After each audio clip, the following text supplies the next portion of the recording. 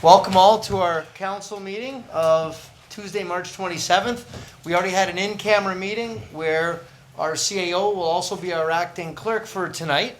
So it's going to be a little bit of a work in progress, but we'll figure it out. We start our meetings off with the singing of O Canada, and I understand that we have our singer, Juliet Ryan. Is Juliet here? Okay, great. Step up to the mic, Juliet. I'm going to do a little introduction. Just make sure the little red light is on the button. Which one? They're right at the front. Can we see that? Anyone see if the light's on? Yeah. It's on? Okay, great. So I'll read a little bit about Juliet. Juliet Ryan is a vibrant and ambitious grade 7 student. She attends St. Patrick's Elementary School here downtown. She has a strong passion for sports and is a goalie on her soccer team. Already an accomplished soccer player, her team has won back-to-back soccer tournaments. In addition to sports, she enjoys volunteering. Juliet volunteers at the library, teaching younger children how to read. She has big goals for her life, including becoming a cardiovascular surgeon. Juliet's interests include more than sports and academics. She's also passionate about singing. Her other aspiration is to become a famous singer. So maybe you'll become a singing cardiovascular surgeon. So Juliet, whenever you're ready. Okay. Oh, Canada, our home and native land, true patriot love on all our sons' command. Carton brosse porte le paix, il se porte la crosse. Ton histoire est une épopée de brillante exploits. God keep our land glorious and free. Oh, Canada, we stand on guard for thee. Oh, Canada, we stand on guard for thee. Good job.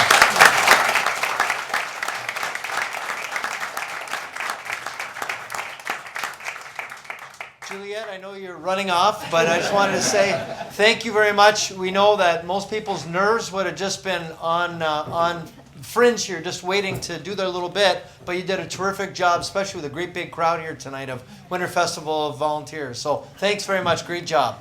Thank you. Please be seated.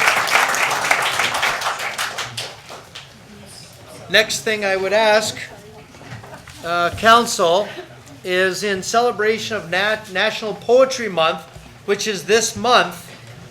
The League of Canadian Poets ask every year for councils across Canada to recognize UNESCO World Poetry Day, which was March 21st. To help celebrate poetry, we've created a space for poetry at our council meeting. I'd ask for a motion to have Dave Smith, one of our commissionaires who's prepared some poetry, to read it for tonight's meeting. So motion by Councillor Pietrangelo, second by Councillor Campbell. All those in favor? Okay, and that's approved. So Dave, the mic is yours. Try to put a bit of passion into it this time if you can. Sure will. It's a time change. A lot of things happened this month, and I talked about embracing change. The Ides of March and St. Patrick's Day too. Change in season, what we are living through. Emotions aglow when longer days come. Anticipating spring, lips sing and hum. Change and fears we all must face. Through the stress, accomplishments in place. Imagine he took a parachute course to overcome his fear, acknowledging weakness, dizzy heights so loud and clear. What a joy, that bird's eye view, a different angle of life so true. As change in season from winter into spring, longer days, the hope it brings.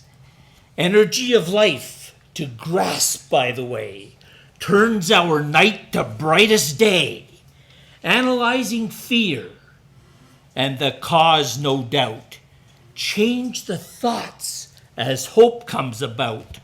What a personal challenge to live each day. Study children, how they develop and play. He wore a parachute to face his fear. Greater heights, the excitement, new horizons appear. Change in seasons, our growth in place. Every day, new challenges to face. The Ides of March and St. Patrick's Day too. Change in season, what we are living through. Well done. Great job.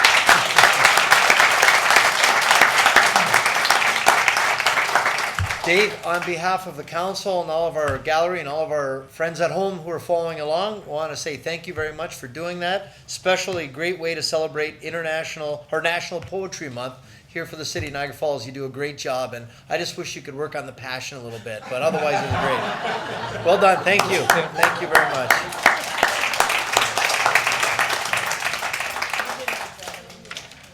All right, let me just move ahead here in our agenda.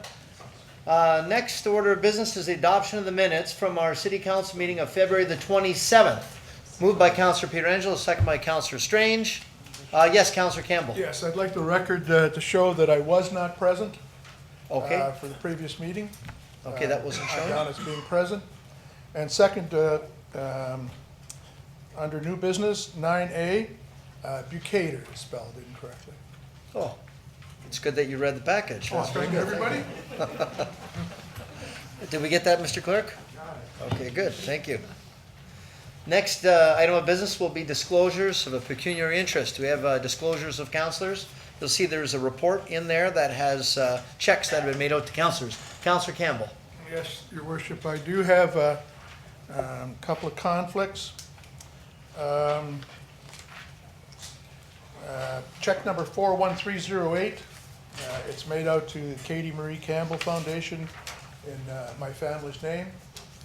And with the sleep chief report F2018-08, it's all Katie Marie Campbell Foundation once again is mentioned. Thank you. Thank you for that. Yes, Councillor Crater? Thank you, Worship. Just have one conflict to declare. It's under municipal accounts, ACCOUNTS, clerk. It's, smile. It's check number 413046. It's a check for communication services and it's payable to myself. Thank you. Thank you very much, Councillor. We have any other disclosures? Okay, and for myself, check number 413231. Check made out to myself as well. Okay, so we're gonna just move things around just a little bit here today. Don't mind us as we're working on our schedule. Yes, Councillor Campbell. Yes, Your Worship, I wasn't here at the last meeting and I'm glad to be back, but I was paying attention. And I have to tell you that while I was laying in bed at home, I got a phone call from the Washington Post.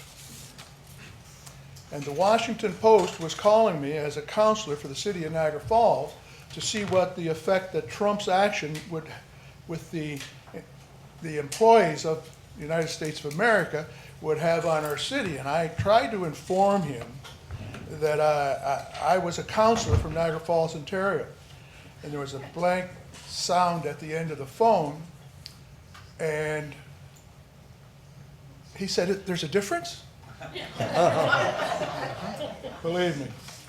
And I said, "Yes." He says, "Well, what's the difference?" I said, "Well, there's a Niagara Falls, Ontario, where I am, and a Niagara Falls, New York." And he said, "What separates the two?" I'm in serious. Wow.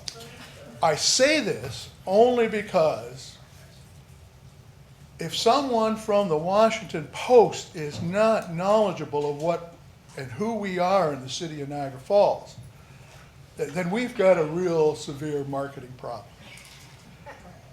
With respect to that, a motion was made to not provide funding to the Winter Festival of Lights at the last meeting, and that it be put over until sometime in May.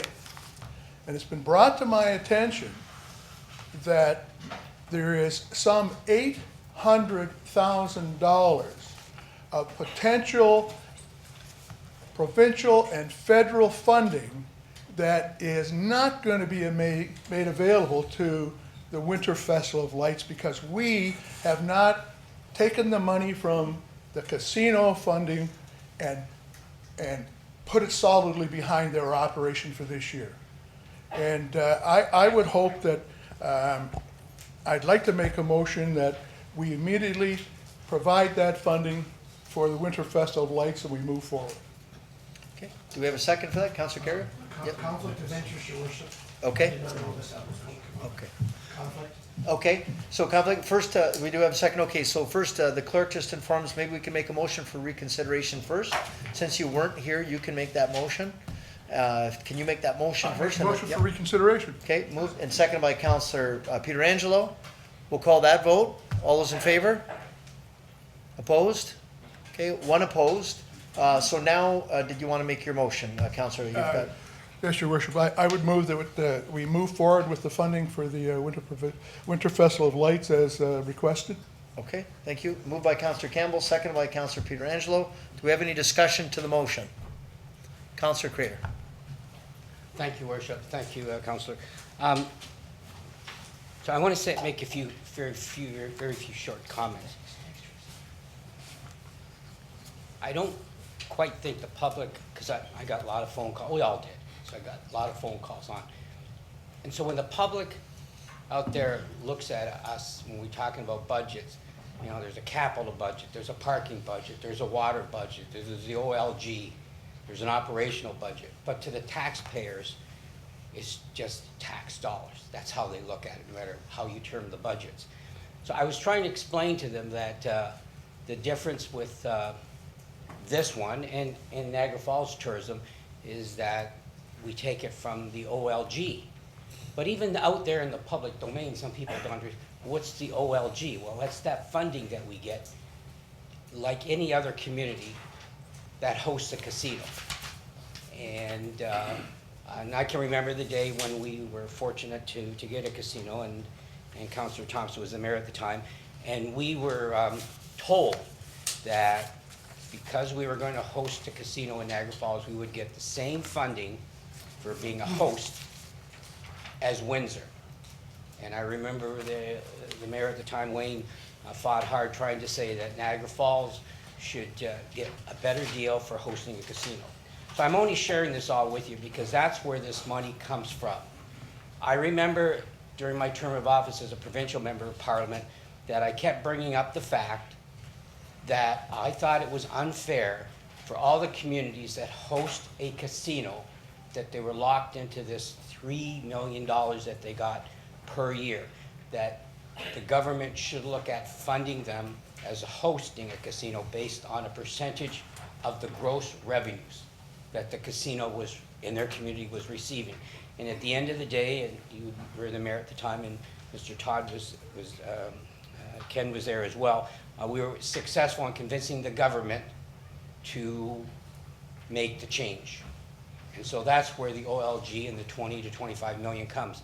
But anyway, the reason I'm sharing this with you, because I can remember when I was sitting there with the Premier and the Minister of Finance and making the pitch for this change, one of the things that they asked me was, what do you see this money being used for by the communities? Because they kind of felt there should be a bit of some rules about how the money should be spent, some general rules.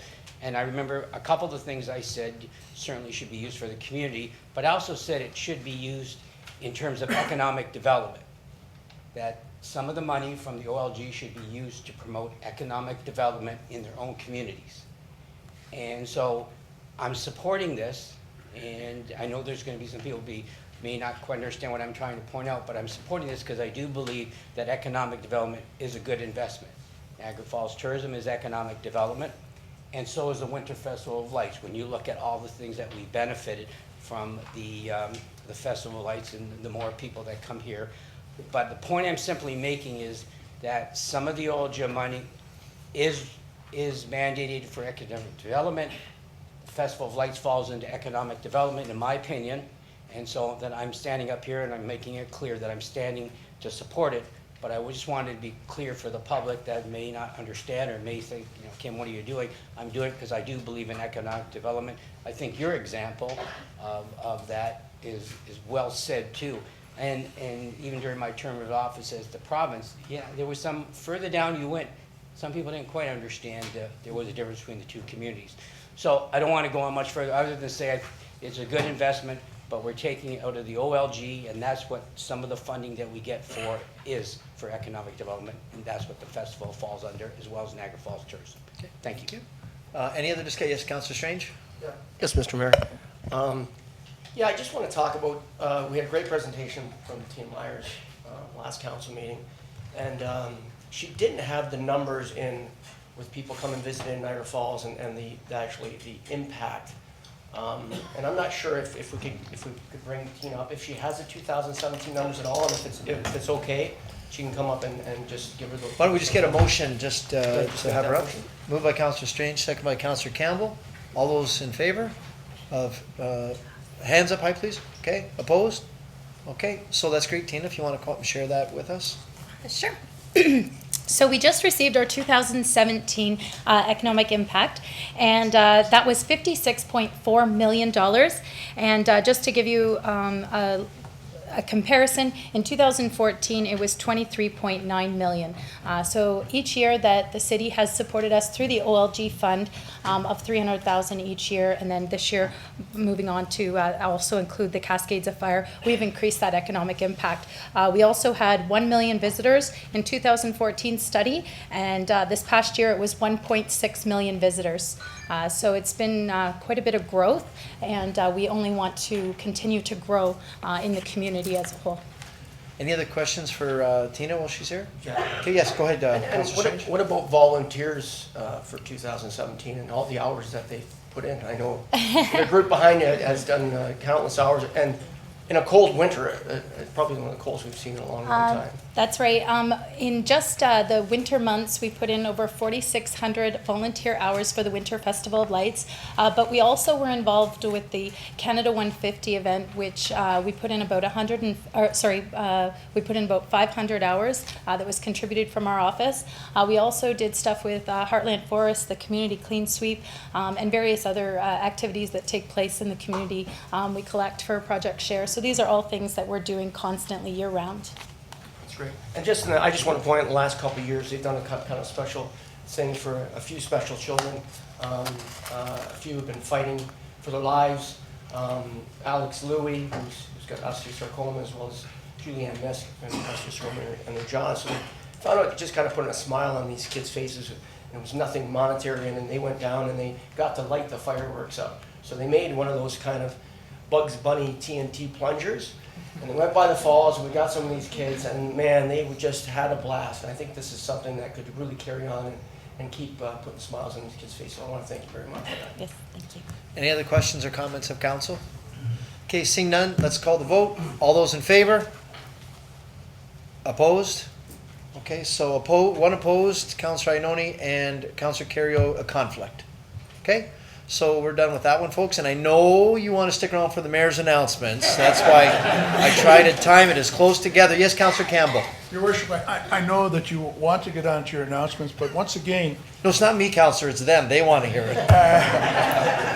there was another issue that was brought up at the last meeting, and I don't know about the rest of the people sitting around this table. I have received volumes of information that I have not been able to go through and clearly understand with respect to the Niagara Escarpments Commission's comments on the property on Willoughby Drive that was a former school with the District School Board of Niagara. The Conservation Authority, you mean? I'm sorry, Conservation Authority.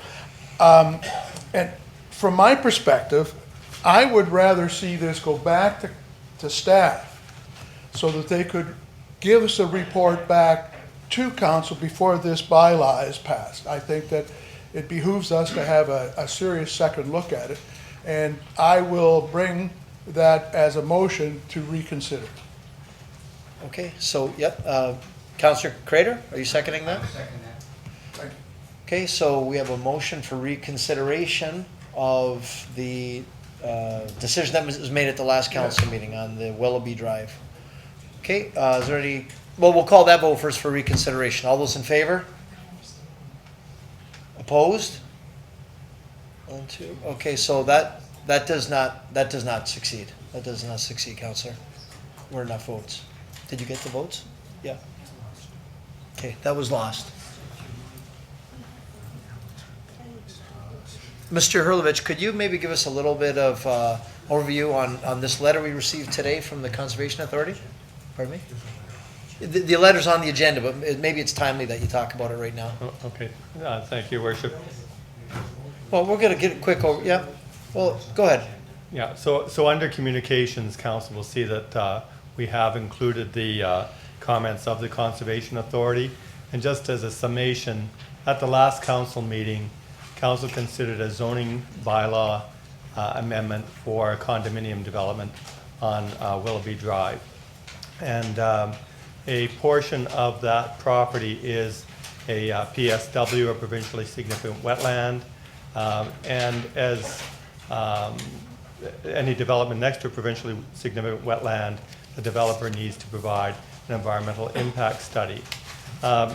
The environmental impact study was submitted by our office, the planning office, to the Conservation Authority. However, they felt they needed some additional information. Even with that information, Council made a decision to approve the rezoning for the condominium project. And as a result of that, the developer actually brought the biologist who did the environmental impact study to the Conservation Authority.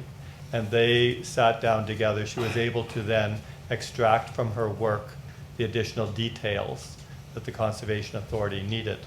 And that's the summation of the letter from the Conservation Authority before you tonight. So in essence, they're saying that they received the additional information and they are therefore satisfied that the addendum document that was provided to them satisfies their concerns. And that concern was whether or not a 10-meter buffer was sufficient. That's about 32 feet. So a 32-foot buffer between the edge of the provincially significant wetland and the backyards of the condominium units was sufficient. They're satisfied that it is.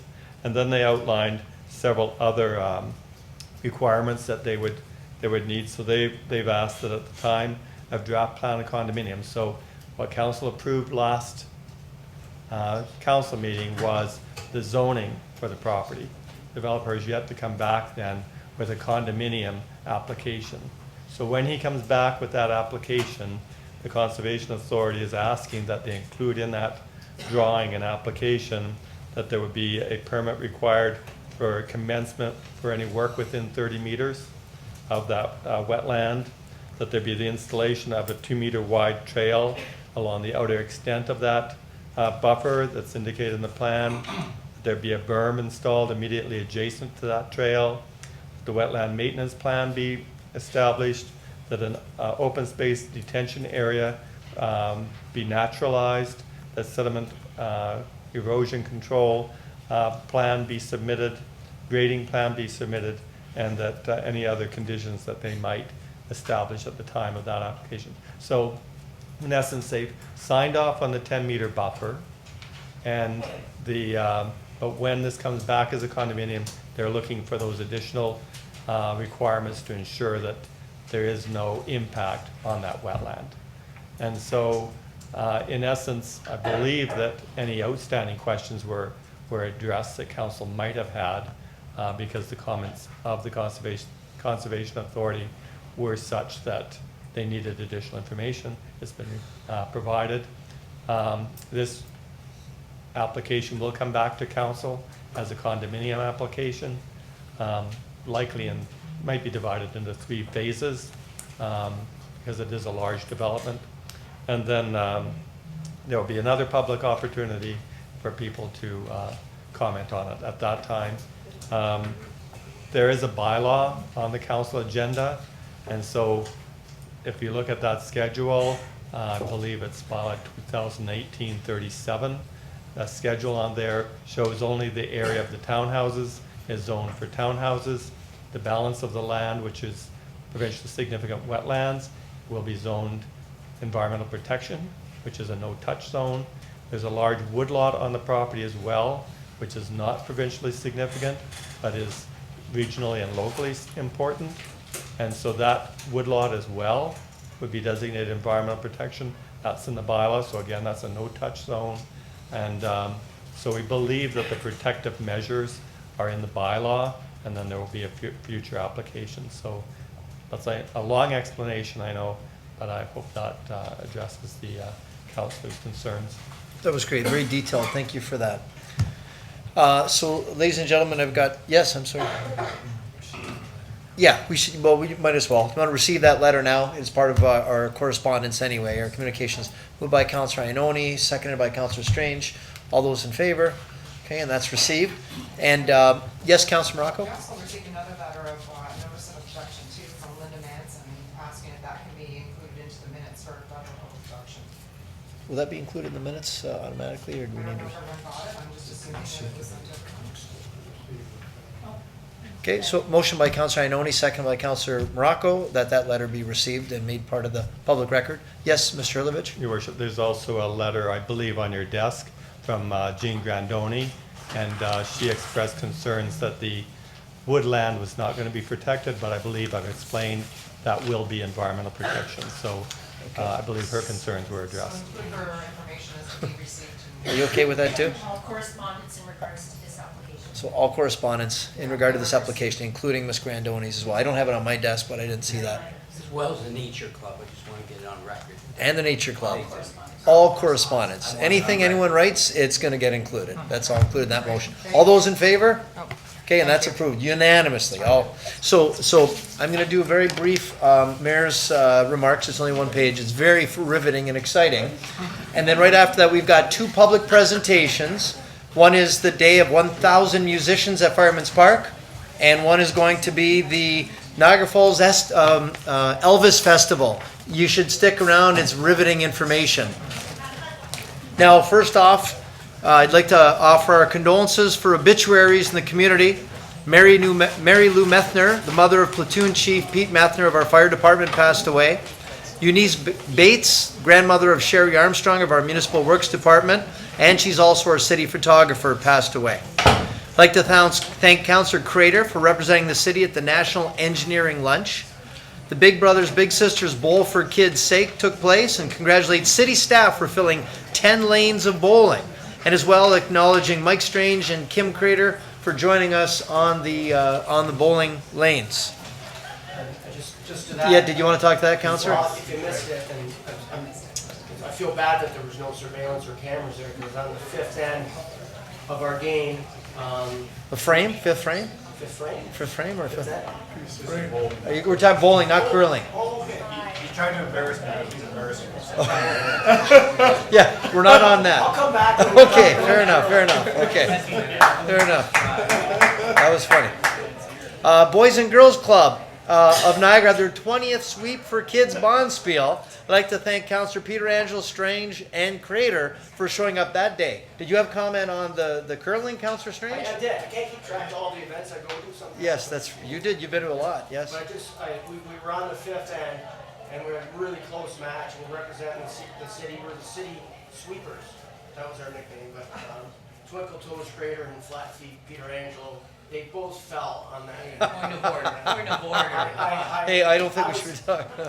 I knew they were okay, so I knew it was okay for me to laugh, but so I just want to make sure that you guys are all good and no cast on or anything like that. So.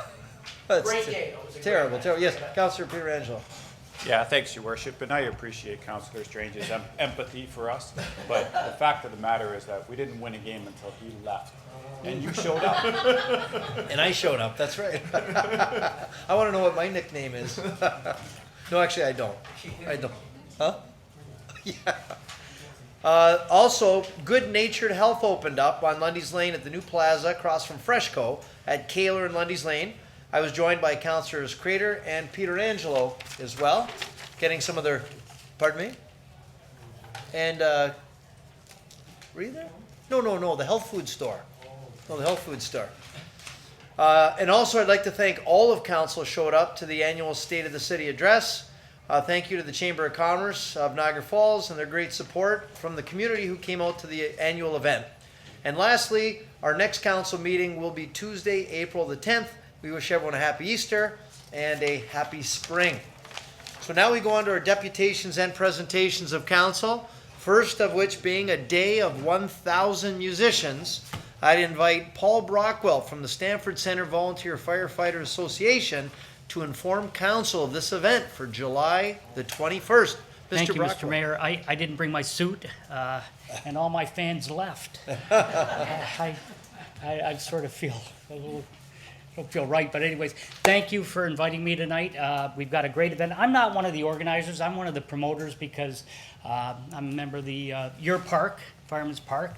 It's always nice to know that we're promoting, the city park now, and we've got a lot of great events going on, and we're renting more and more, and so this is just another thing that we're going to try out there. Are these the two guys that organize this, anyways? Quite original, one in a lifetime thing. I'm here to hoping that City Council will support it and maybe come out. It's called a Day of 1,000 Musicians because what they're going to try to pull off, and we're going to show a little video in just a moment. A guy in Italy wanted the Foo Fighters to perform in Italy, and they wanted to come out and have them come and perform a concert. So what he did was he got 250 guitarists, 250 bassists, 250 drummers, and 250 singers, and he got them all in unison to sing "Learn to Fly," and he pulled it off. And as a result of that, the Foo Fighters actually came and performed a concert and did it for free, and all those people were there that were invited. So a couple guys in the city decided that they want to try it, and of course, what better place to do it than Fireman's Park?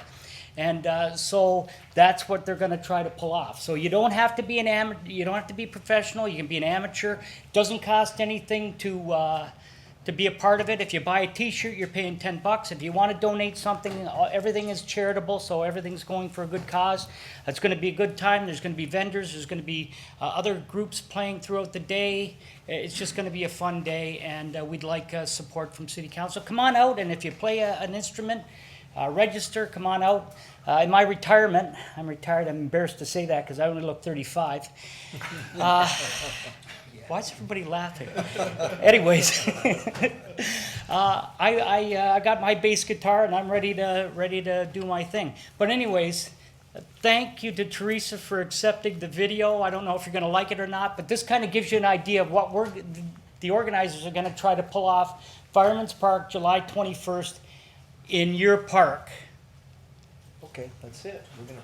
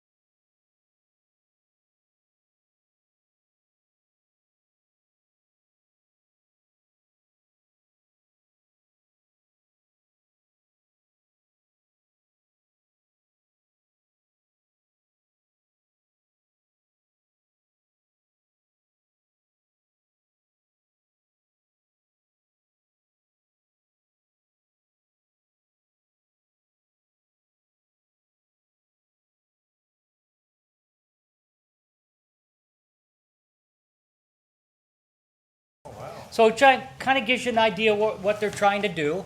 And, you know, it's gonna, like, we've been working on it for a while now, and, you know, because of the people I've been able to contact and stuff, I'm just trying to help them out, and we want it to be a success, and we want everybody to come out and have fun. It doesn't matter whether your hair goes like this or like that, or any way it goes, or what clothes you wear. It's gonna be a fun day, and we want everybody to come out and support the park, and it's a charitable event, so bring some money with you and have a great time. So do we have questions? Yes, Yeah. so I've got Councillor Crater, Campbell, Strange. Mr. Mayor, Yes. I might bring up John Fillion, who's one of the organizers, and he might be able to answer the questions better than I can, if you don't mind. I mean, if I can answer them, I will, but otherwise. Well, and by the way, we brought some posters. If anybody wants to take a poster and can put it up for us, we've got cards too. That would be great. Thank Okay, you. that's great. Come on up. Stop talking. Welcome. Thank you. So we've got Councillor Crater first off. Thank you, Worship. I had an opportunity to meet with some of the organizers of the event. I don't know if you were going to touch on it, but what they were looking for, and they're not asking for any money. Although we would consider taking some funding to Don't help jump in make like the that, event not asking for any work. money. Let me just go on with the rest. But what they were asking for, and you can touch on it, they were looking at some assistance through the city. So, for example, they were looking at, is it possible that the staging area where the arena, where they could use the parking lot Yeah. there. I mean, I'll just finish. Sure. You're not supposed to cut off a politician, so hang tight. So, and then you were looking at possibly maybe a transit system might be able to help out as well. Then you go right ahead after that. Those are a couple of the things that they were looking for. And they shared with me, and I really do believe this has a lot of potential. Just like the number of events that you were talking about, the Festival of Lights and the event that came up for the children, I think this has a lot of potential. And it is good to have innovative ideas. And you know, if you can get 1,000, 800, 900 musicians coming out to an event at Fireman's Park, that'd be fun. They're also, and you're probably going to touch on it, they're also supporting, because it is a charitable event, they're also supporting Project Share as well as part of it. So I'll stop with that. So what we believe is that if we do get 1,000 musicians, they'll be bringing 3 or 4 people most likely with them. And then we also think there'll be just interest from public to see the event. So we could possibly easily have 5,000 to 10,000 people at Fireman's Park that day. And therefore, I don't believe they have the parking facility to accommodate that type of traffic. And so we could use some help in basically parking cars and shuttling people, and to make it an easier accessible venue as well, because there's really only one road kind of leading into the venue. Good. So that's something that we really need the help of the city with. I think you included this letter. Yes, I included the letter. I'm not. Yep. I don't know if everyone has the letter or not. It's on our, yes, in our agenda. And there's and there's also a separate page that requests the help that we're looking for from the city. So the first thing is the use of the parking at the Gale Center, shuttles to use to get participants and residents to the venue and return them. There's been a request that we will probably need porta potties if the city has any access to that. Social media promotion for the event on behalf from the city, website promotion as well. If there's city advertising that's available through digital displays and designs. We'd love all the city council, of course, to attend and participate in the event. And those are the key items that we're looking for from the city. Okay, that's great. Noted. Okay. I've got Councillor Campbell, then Councillor Strange. Well, I'll make that motion, Okay. that refer those requests to staff. Well, do you want to maybe make that motion so then that we're looking at, and staff will come back to us with assistance with the staging area at the Gale Center, possible use of our parking lot, transit. yeah. Pardon me? The parking at the Gale The Center. parking lot, right? That's, Right, pre-staging for the staging, event. Our transit potentially with some shuttling if need be between venues. Also through our media. So as you say here, whether it be social media, digital media, on the city's website, any ways within the city that we can help promote you as well through our means. So those are the main things that you're Yes. looking as well as. Okay, so yes, did you want?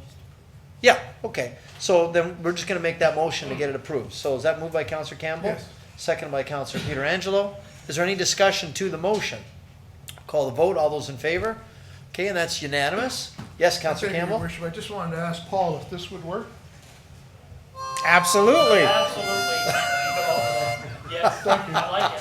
We'll put you right up front, Wayne. First, I wondered how you made that noise. Do you always carry a harmonica with you? I'm practicing. Oh, okay, good. Councillor Strange. Yeah, Mr. Mayor, I remember when that video happened with the Foo Fighters, and it was just awesome. So I just wonder, is it, and I don't know if Paul said it or not, was there a certain song that you guys were gonna sing, or is that kind of a hush-hush? We have 6 songs that Six songs that are going to basically rehearse with all the people that participate.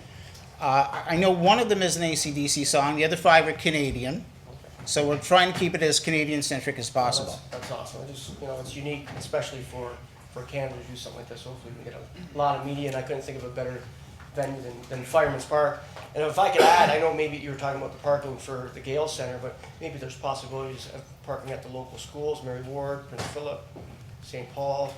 Club Italia is just around the corner too, so it might be some better options there. And I know if you need some of the councillors, I know Councillor Thompson plays the spoons. If you need any volunteers up for that too. So. We'll take it. Well, thank you so much for your generosity. All right, so it looks like we've got support for your event. That's going to be on the 21st of July. We're looking forward to getting more details, especially the songs, so we can all practice our harmonicas and our spoons, so we'll be ready for it when it happens. Well, thank you so much for taking the time to listen to us. Okay? And you can go on the website. The website's on the poster. We're going to leave some posters and some cards. So the website is dayof1000musicians.com. Yes. Correct. Day of 1000 musicians. So everybody at home, dayof1000musicians.com. Correct. That's great. Thank you so much. Thank you very much. Thank you. Okay, thank you. Next on our agenda is the Niagara Falls Elvis Festival. Dino Fazio is here to inform council of the 2nd annual Niagara Falls Elvis Festival, which is going to take place in April at the Greg Fruin Theater. So welcome, Mr. Fazio. Good evening, council. I was going to sing tonight. I thought I was expecting a big audience. No, kidding.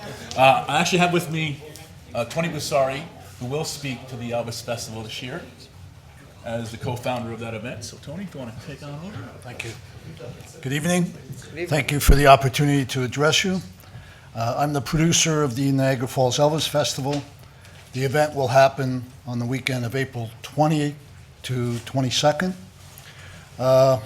There's a long story about Elvis, and I guess you could say he's more popular now than he's ever been.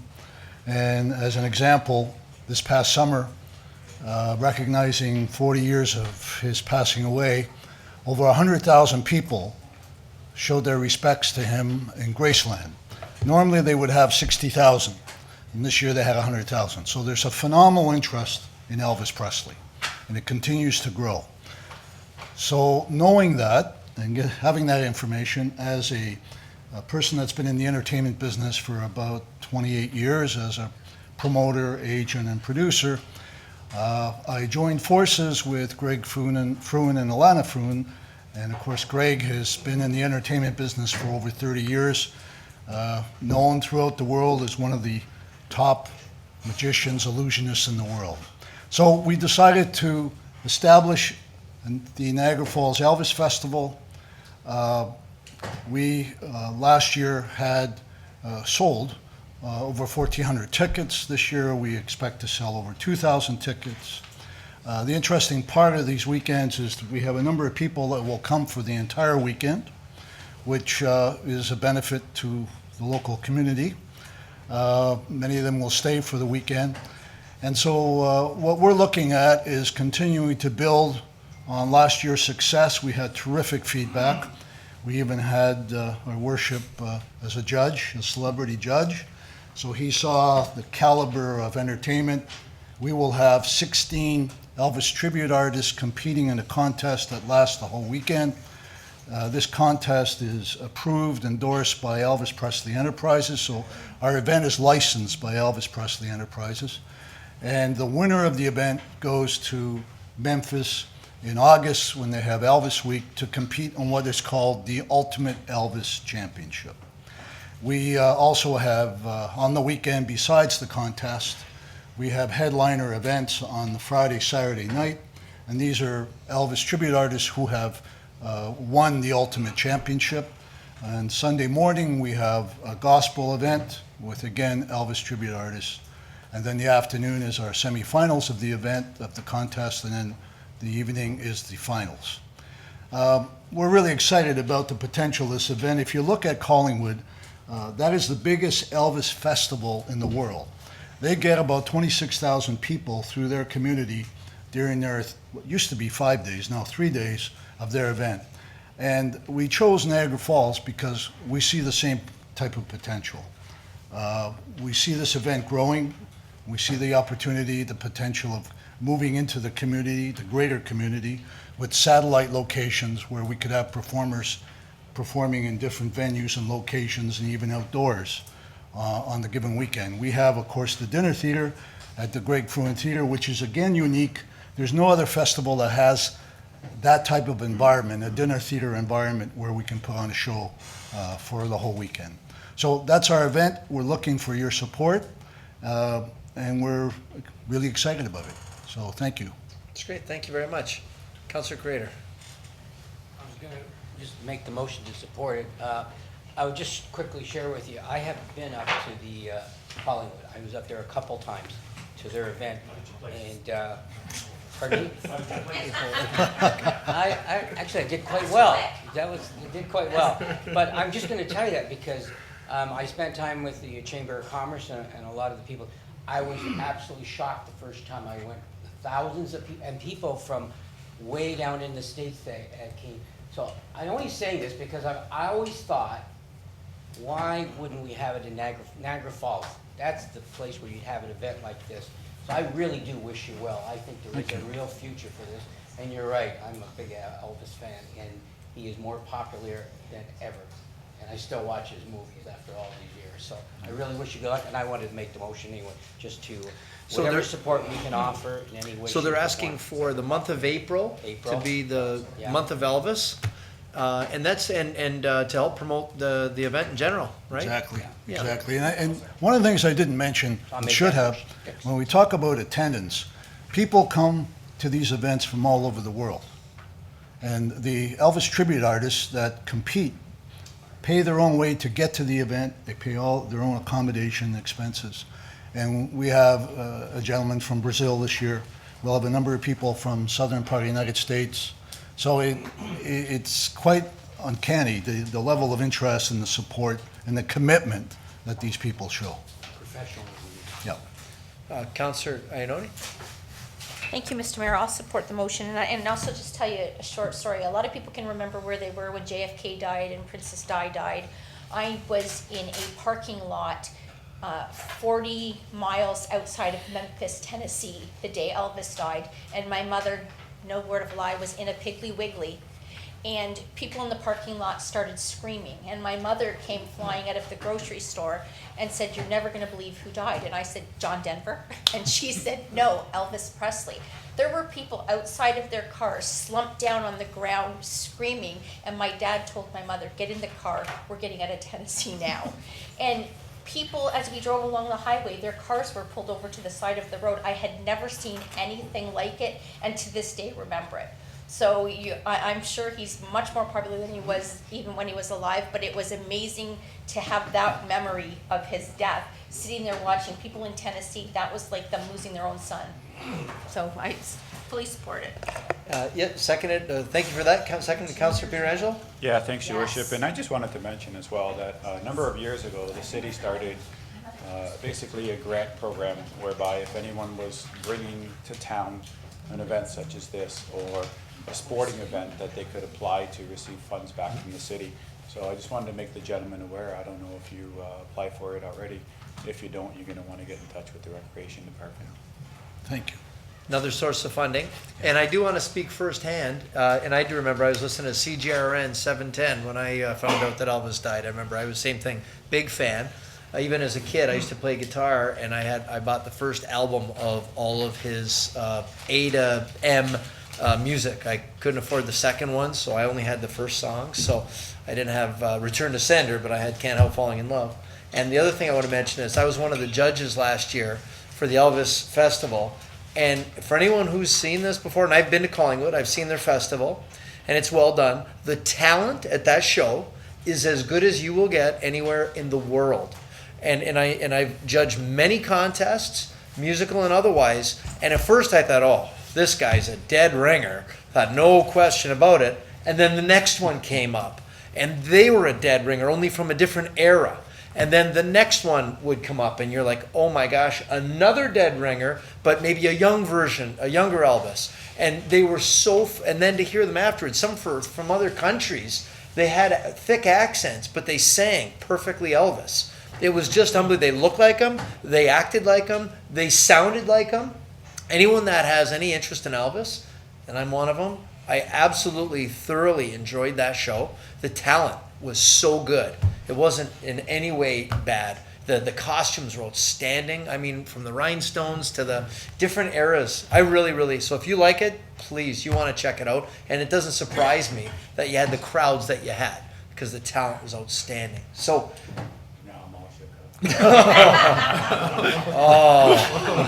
on that note, so we've got a motion by Councillor Crater, seconded by Councillor Pietrangelo. We'll call the vote. All those in favor? Beautiful, and that's unanimous. So thanks very much, gentlemen. Good luck with the festival. Looking forward to it. Thank you very much. Thank you. Thank you. Thank you very much. This is going downhill. When I didn't think it could go down any lower, it went down lower. All right, so we are now into our budget portion of the meeting. I'm going to switch seats with our budget chair, Councillor Pietrangelo. Which one? To this? Well, you can use this one, Chair. I'd also like to acknowledge, I know we've got Regional Councillor Selena Balpatti joining us here again today. She obviously likes what happens in this chamber. It's better than the region, yeah.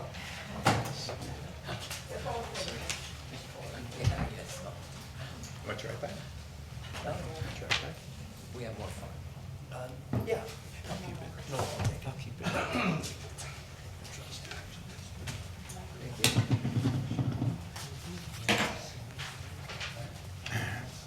Thank you, Worship. The last time that council was discussing the budget, we had made a motion that we refer the budget back to staff, and we asked our Director of Finance, Mr. Harrison, to come back with some options to reduce the overall impact. So I'll pass it over to Mr. Harrison. I know he has a presentation for us tonight.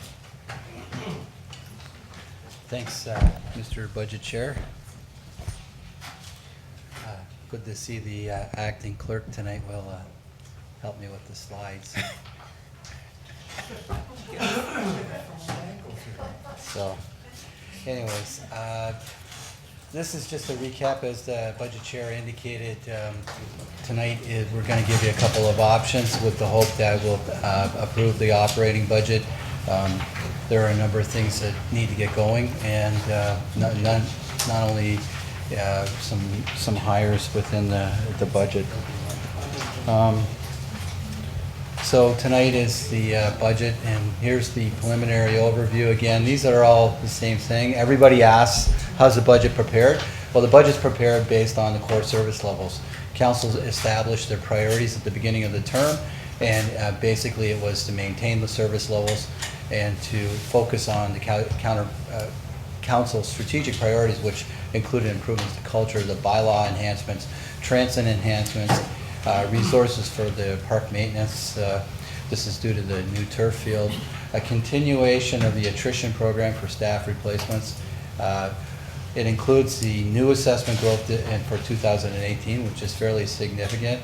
The impact of the lower debt servicing charges, again, another council direction to lower the debt and use that room to assist meeting the other obligations, and the impact of it's no longer pending. We now know what the fire arbitration settlement is for the last 3 years, for 15, 16, and 17.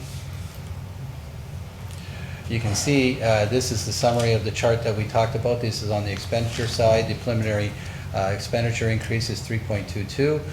Salary and wages, as we indicated, has gone up. Normal salary increases have been added to with the impact of the fire settlement, as well as enhancements to the transit. Again, that's a continuation of the annual increase in transit hours, as well as there's a couple of new people in the bylaw enforcement, again, a council direction at the end of last year, as well as I indicated, another casual crew in the summer to deal with the enhanced servicing of our turf fields. The corresponding impact on the employee benefits mirrors the salary and wages. You can see the impact of the debt charges reduction. That's approximately $500,000 reduction. And then you can see the other items are all within, it's dispersed over the corporation, but you can see that it's within inflation at 1.65 for materials and 1.94 for contract services. Rents and financials have gone up, 12.34, but $50,000 of that is the RAT program that we established. That was another council direction.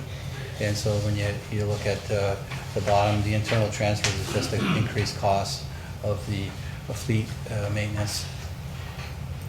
The next chart indicates where the majority of the revenues are coming from. And again, this is not the balanced budget, this is the preliminary budget. So $1.3 million, that's the growth in new assessment. A fairly significant number this year. You can see the waste number is reduced a little bit, and that's because the cost of waste services has been reduced. Nominal increases in service charges, user fees, and concession fees. That's primarily the enhancement of the transit services a little bit. We think that the revenues are going to go up. The others are all modest increases. If you can flip to the next chart. So I've run through most of these items. I don't want to repeat myself, but so here's the difference. The $1.6 million is the difference between the proposed expenditures and the proposed revenues. The difference 1.6. The Lundy's Lane CIP, I wasn't at the last council meeting, but I understand a fairly significant discussion occurred, and the funding had been put in the operating budget, consistent with what we've done with Maiden Ferry and the downtown and the brownfields in the past. However, council decided to utilize the OLG funding, so that extracted the $65,000, and the Niagara Falls the lights, they came in with just a small adjustment, so I put that in. So you can see the difference that we have to make up is $1.591 million, and it requires a net levy increase of 2.45%, and the impact is just under 2%. So these are numbers that we talked about previously. As I indicated, you've requested options. February 27th, as I indicated, we transferred the Lundy's Lane CIP. Staff believes that the budget that was presented is a fair budget and meets the needs of the council. However, council requested us to go back with options, so that's what we've done. So the four options we've looked at is and there are three options with different funding sources for 3 and 4. One is the status quo, which is a net levy increase of 2.45. 2 would be to reduce the net levy to 1.55, and there's obviously some amendments that we'd have to make. Number 3 is to reduce the impact of the net levy to 0, and the use of and then the fourth option is to reduce the net levy to 0, but instead of cuts or increased costs in other areas, we'd use the funding from the OLG contribution agreement. This is what was presented before, 2.45%, 1.9% would be the annual increase on the taxpayer, $60. And so that would be subject to the regional tax policy decisions, which are undergoing. The Regions Council is determining, or is looking at in the next couple of meetings, regional tax policy, which is established for the lower tiers. Option 2 is a net impact of 1.55. That requires a reduction of $543,000. And it also can be either a reduction in operating expenditures or increase in revenue estimates. So here's what we have. The conference reduction, there's two particular conferences that we would be reducing. eliminate the transit services on Christmas and New Year's Day. This is a service that is only provided in Niagara Falls. Mr. Dren has been speaking with the leaders of the transit union, and they've are accepting this. This is a 1 year. This would be the cost of Christmas Day is factored in, and then the total cost of both would be factored in for the 2019 budget. Printing costs have been amalgamating with the closing of the print shop downstairs. We had a second look at the costs and believe we can reduce the printing costs across the whole corporation by $20,000. Planning estimates we've increased by $12,000. The next one is in the tax appeals area. We've had a transfer to reserves for the last number of years of an additional $400,000 on top of the allowance that we take. This is due to a number of tax assessment appeals that are ongoing. I've expressed this, I think, in previous years' budgets that Niagara Falls, because of the large commercial assessment that we have in the city, has a number of outstanding appeals that go back a number of years. This reserve, when we look at it again, although we would like to have that room, we do address that because the OLG property has been resolved last year, as well as some other appeals are not as large. We feel that this could be done. Again, that does expose us to risk of assessment losses. The reduction of the transit, or reduce the transfer to the fleet reserve is another $50,000. That's a portion of what we transfer to the fleet reserve. And then increase the inter-fund transfer from building. So as you know, building is kind of an oasis up amongst itself. It's supposed to be self-funding with any increases or surpluses being transferred to reserves during peak years, and then the reserve is used to offset costs in years that have not been as fruitful. So the costs of the other administration to the building permit area, we're increasing that allocation. So that results in a $543,000 reduction, and that we'll look at that. And this is option number 3. So the net levy increase that's required after we do option 2 would be 1.48. You can tell the 1.48 plus the 543 adds up to the difference of $1.6 million. The gross levy would be then equal to the assessment growth for the year, resulting in a net levy of 0%. It would be limited to, the cuts would be, we might as well flip to the other page and I can talk about. So the cost of the transit enhancements for this year would be $530,000. The deferral of new fire hires, we have a recruitment going on right now. We would defer that to the beginning of 2019. That number is offset by probably an increase in overtime. We have a number of people that are retiring in the year. It's natural that every couple of years we do hires, but that can be deferred for the balance of the year. As I indicated, the fleet reserve is the $200,000. We're proposed to reduce it in the first go around to $50,000. We take out the entire reserve allocation of $150,000. Reduction of fee for services. At the current fee for service, we pay approximately, including the library, we fund almost $6.9 million in fee for services, and we believe that since we're cutting in the operating budget of the city, we would be cutting in the fee for services as well, and we'd be allocating that amongst all of the agencies, and reduce the allowance for the assessment. We still have another little bit on our allowance that we can reduce, so that would come down to the $1.048 million.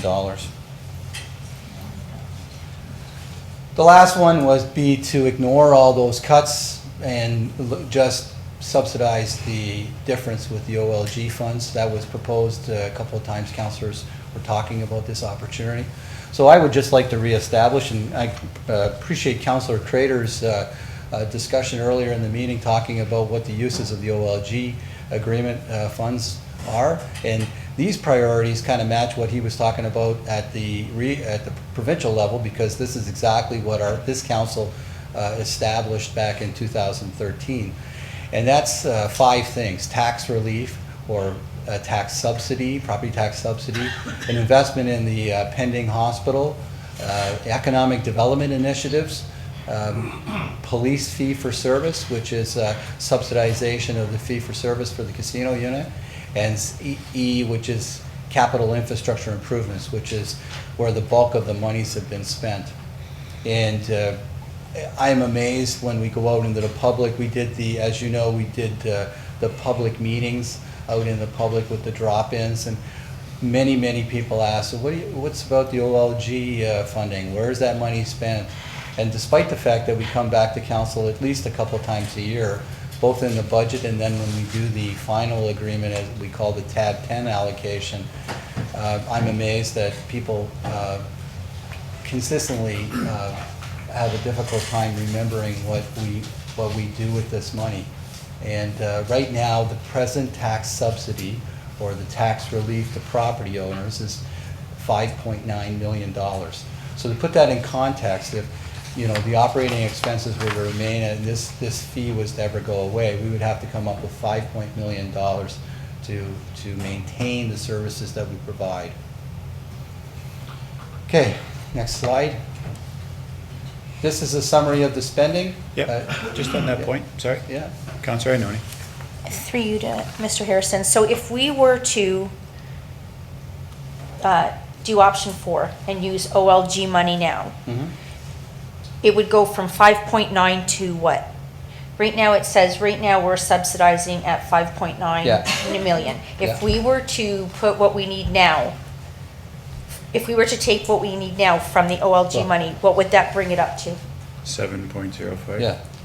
Right now you need 1.591 if you were to do no other options. If you weren't to do option 2 or option 3, you would have to come up with $1.591 million, which again, based on the previous decision that you just made with regards to the Winter Festival Lights, this chart's out because you just reallocated another $400,000.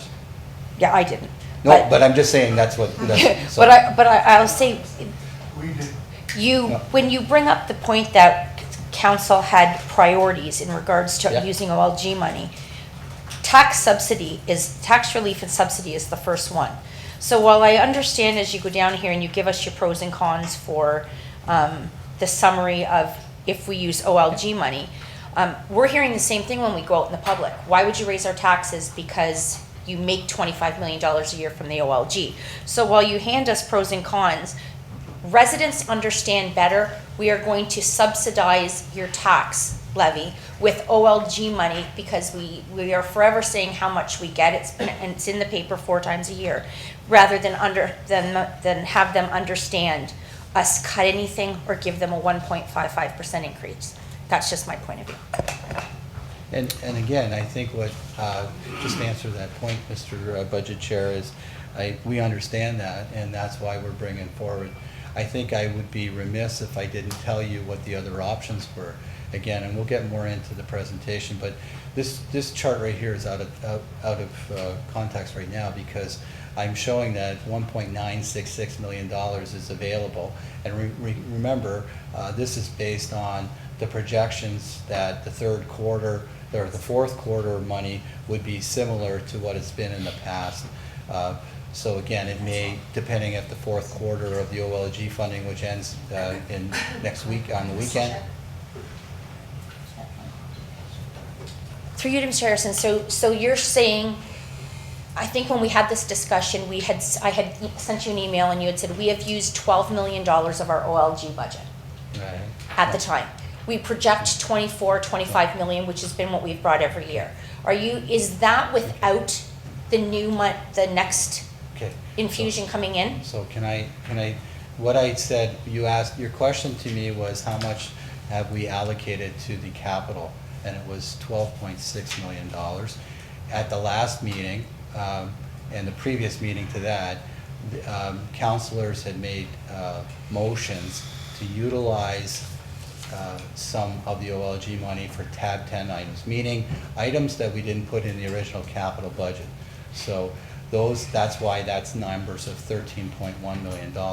This adds up to what we estimate that we're going to receive for the period April 1st, 2007 to March 31st, 2018. So that's what this is a projection on. That does not include what's going to come in from March 2018 to the end of this year. No. Thank you. It's misleading. Well, we go from May 1st till April 30th. But as a public, when you're reading that, that's misleading. Okay, Councillor Carrier.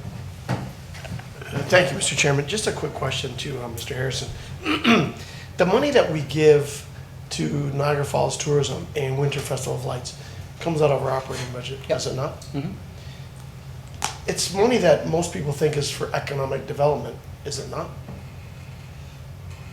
That's the long-standing items that are in your operating budget have been in there for many years.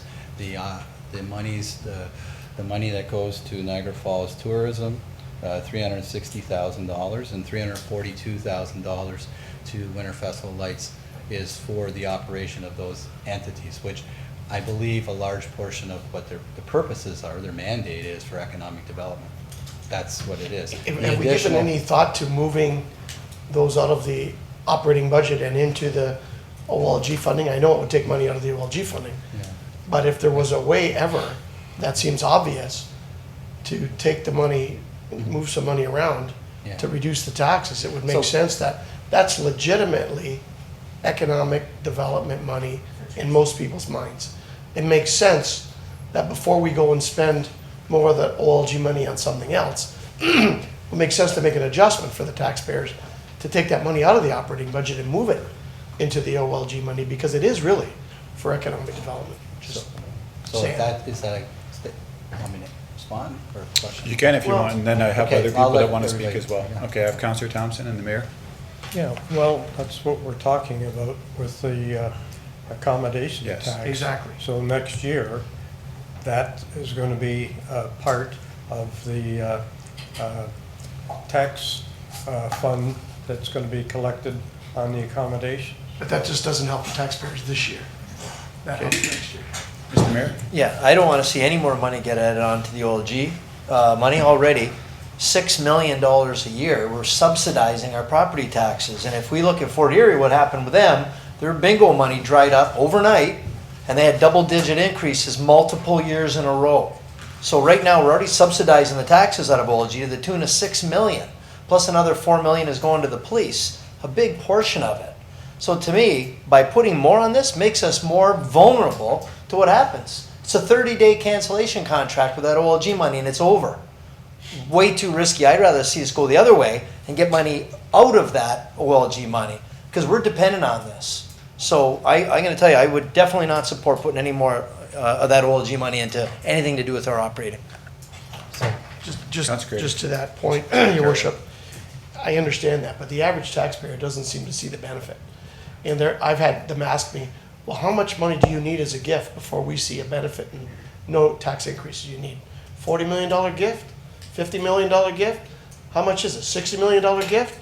Before the average taxpayer doesn't have to pay an increase at least 1 year out of the last 4 or 5 years that we got the OLG money? Just saying. Yeah, I'll have our CIO respond, Sir, or our if I- city clerk. If I could just, whatever, yeah, if I could just respond to that. The point is, and the point that we've been trying to drive home with the citizens, is that you look at that chart, over $13 million went to the capital budget. So it's not a gift.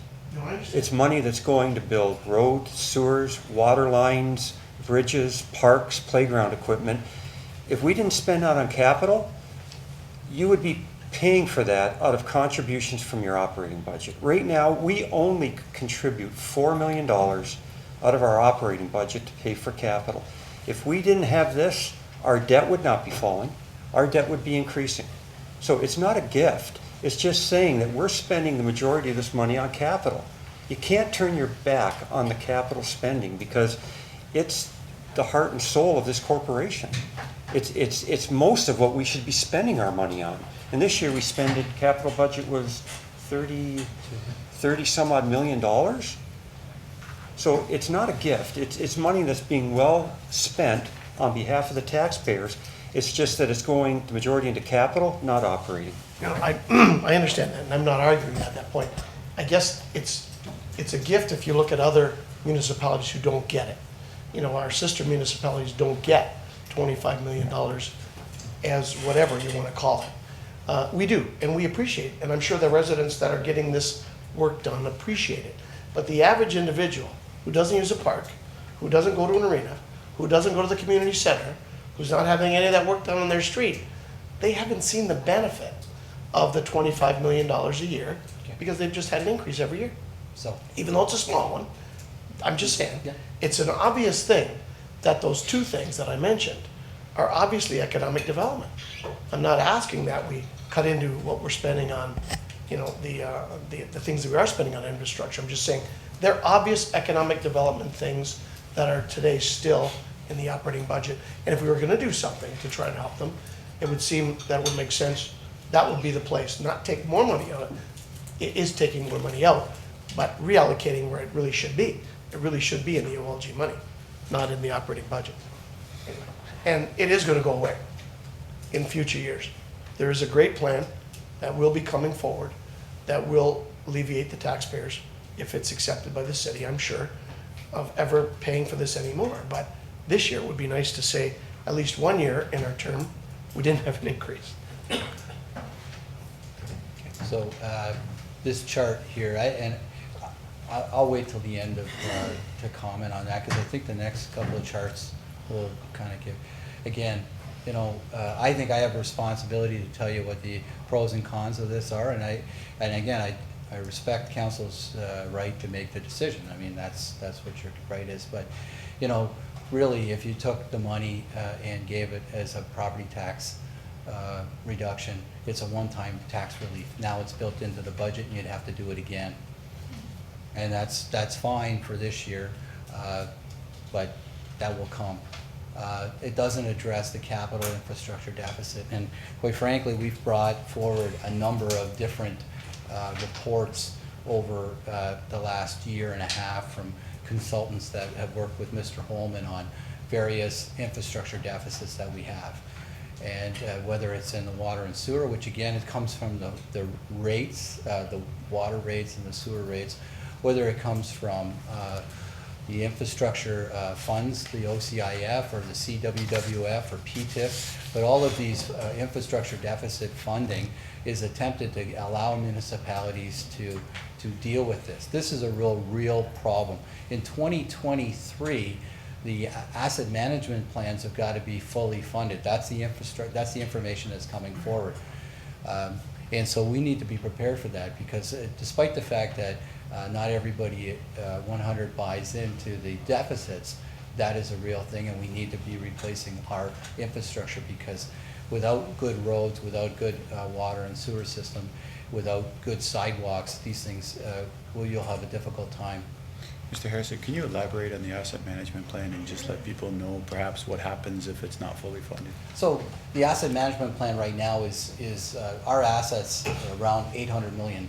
So a few years ago, about a decade ago, the accountants and the engineers got together and said, you know, municipal governments don't really truly show the future funding deficits that they have, because they don't put on their books the value of the roads, the value of their infrastructure, the value of their fleets, and various things like that. And so what happened is that they required, just the first step was to take a valuation of all the assets, all the capital assets, and put it on your balance sheet. After that, the provincial government started asking for asset management plans, meaning, how are you going to replace all the assets you have? That $800 million of assets, how are you going to replace it? And, you know, any good business owner knows that if you have a building, you have to replace the roof at some point. You have to budget for these types of things.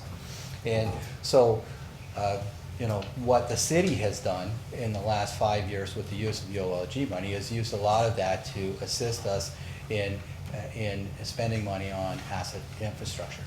And it's been a variety of it, whether it be the core infrastructure, which is the water, roads, sidewalk, bridges, those types of items, or the what's called non-core, which would be your fleet, your buildings, and various other items. And that's what's happened. So the capital infrastructure that we funded has been able to do all those types of things. So that's what it is. And the requirements, all the funding, whether it's gas tax, whether it's the OCIF, whether it's the they're all requesting better planning and better illustration that the councils are addressing their capital infrastructure to get other levels of government to fund the problems at the local level. As indicated, and I don't want to bring up Fort Erie, but I will, there's a potential risk of future tax increases. You know, $6 million right now is a fairly significant, it's about 8.79%. If we were to lose that OLG funding, that's what we'd have to automatically come up with next year or whenever. We have economic development, we have a hospital that we have to fund. Coming up, taking the case of St. Catharines and Fort Erie, St. Catharines, Thorold, and Niagara on the Lake, they have a levy for the hospital because a portion of the new hospital development has to be funded at the local level. And we've been establishing a reserve for that. I talked about the other and here's an interesting one, the Ontario Municipal Partnership Fund. When we first started receiving that, replaced the Community Reinvestment Fund, which was under the provincial Conservatives, and we received more money. I think it was about $3.2 million. This year, we're going to be at $780,000.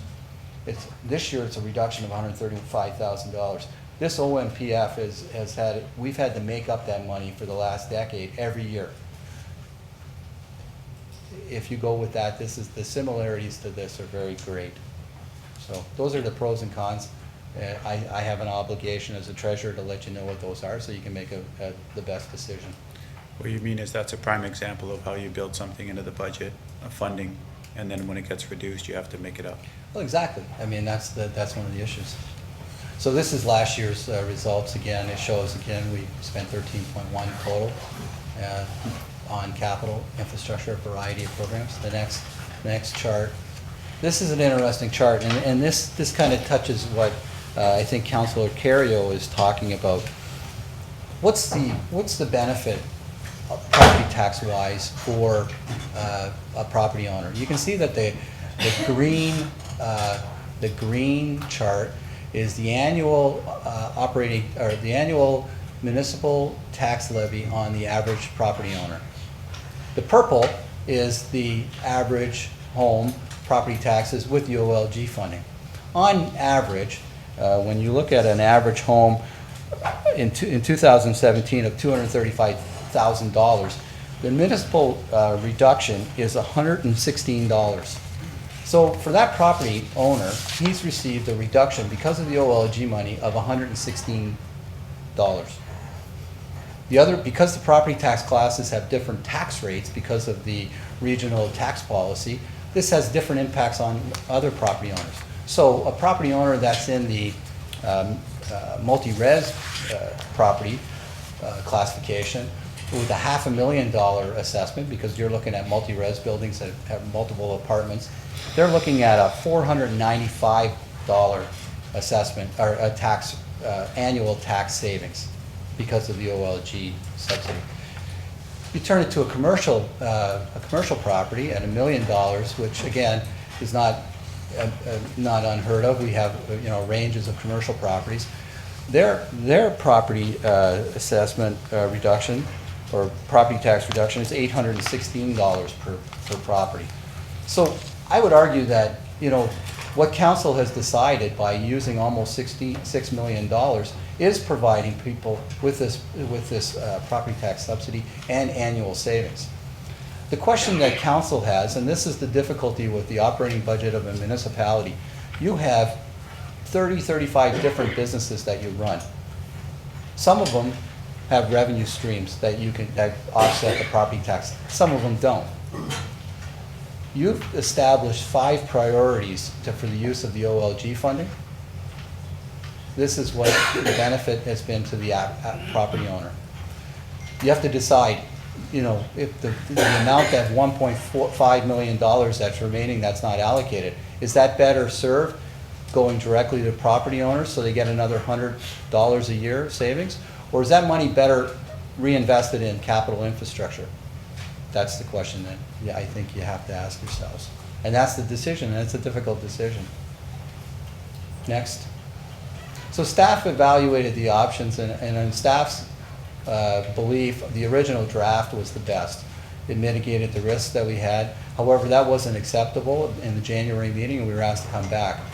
We've looked at the option number 2, and although we've reduced some of the allocations of reserves and a modest cut in some of the operating expenditures, we believe that option 2 is viable.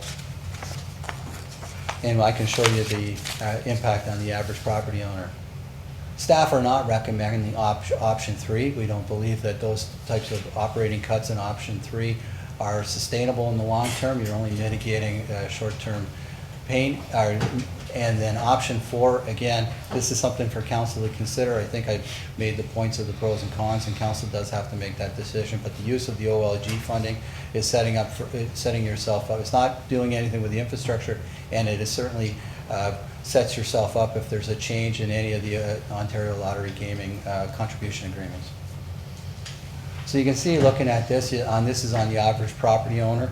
Again, one of the problems, and I know that everybody wants to compare all the lower tiers amongst each other, but it's very difficult. You look at our average assessment growth is 5%. Across the region, it's lower than that.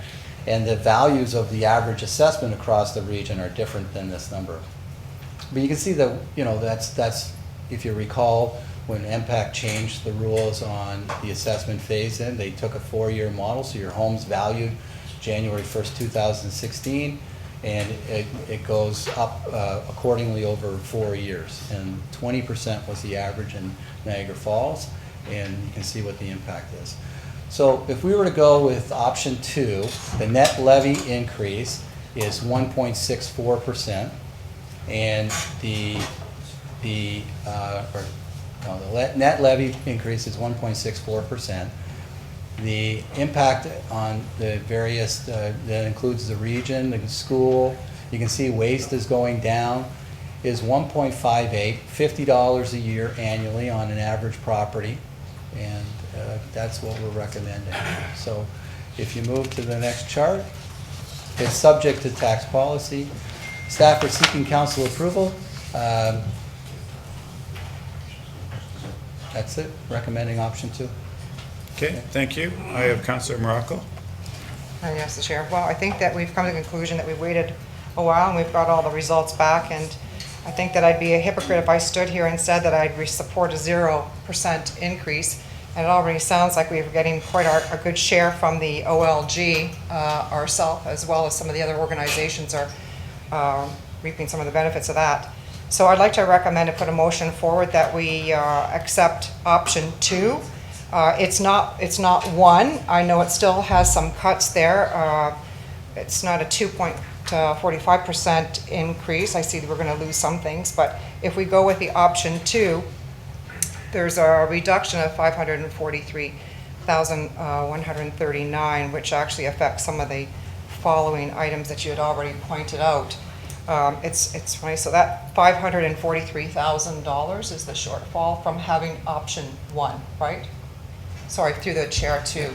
You're right. The 543 is the reductions that are necessary to get you down to. It's almost like the money we just gave away tonight.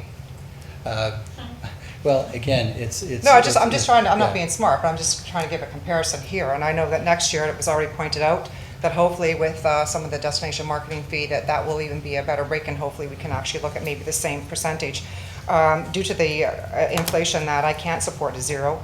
I think that we're taking enough from the OLG that we have to stay on some kind of a comparison. So I'm thinking that if we kind of come in halfway at 1.55, option 2, I think we'll get what we're looking for. What I'd really even like to do is even take the extra 543 from the OLG, but I think we're taking enough, so I'll just say that I'll be happy with that if I can get the support of council to move on option 2. I'd greatly appreciate it. Okay, thanks. I have a motion on the floor to approve option 2. Do I have a seconder to that motion? Seconded by Councillor Strange. Absolutely. Through you to Todd. What would be the average impact per month on an average taxpayer for option 2?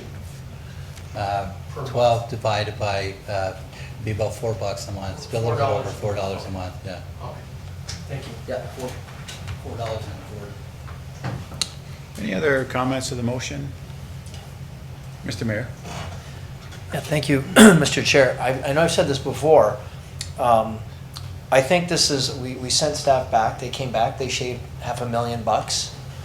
I think that this is responsible. I mean, to my knowledge, I could be wrong. I think it's the lowest tax increase in the region, certainly among the big cities. The rate of inflation is 2.2%. We're coming at 1.55. Staff held the water rate. Other municipalities, big ones, had good increases. Our debt is decreasing significantly, $14 million over this term of council. Infrastructure's through the roof, more aggressive than we've ever been. I mean, we're fixing roads and sewers at a rate that we've never been able to because of the OLG funds, thank goodness. I think I got a quote from our Director of Municipal Works that this is putting us years, he said maybe up to 10 years ahead of where we would have been without this money. We're in a good, enviable place. Our tax increases are low. They're subsidized low. Our debt's dropping significantly. We've got all beautiful new facilities. Water rates we held the line. We've got so many great things happening in our community right now, Mr. Chair, that I think it's fair and it's reasonable. And it's, as I say, far below the rate of inflation and among, if not the lowest in the region. I think we've done a pretty darn good job. We've kind of, in this community, we've been able to have the cake and eat it too, because of the gift of what we get from, and you know, the foresight to Councillor Thompson when he was the mayor here for bringing in this casino, and there are a lot of people he had to fight against because all the doom and gloom. Well, it turned out, you know what, it's been a very positive, it's been a boon for this city, and I think today we're reaping the benefits of what he did a long time ago. So I'm proud of that one. I'm very happy to support it. Thank you.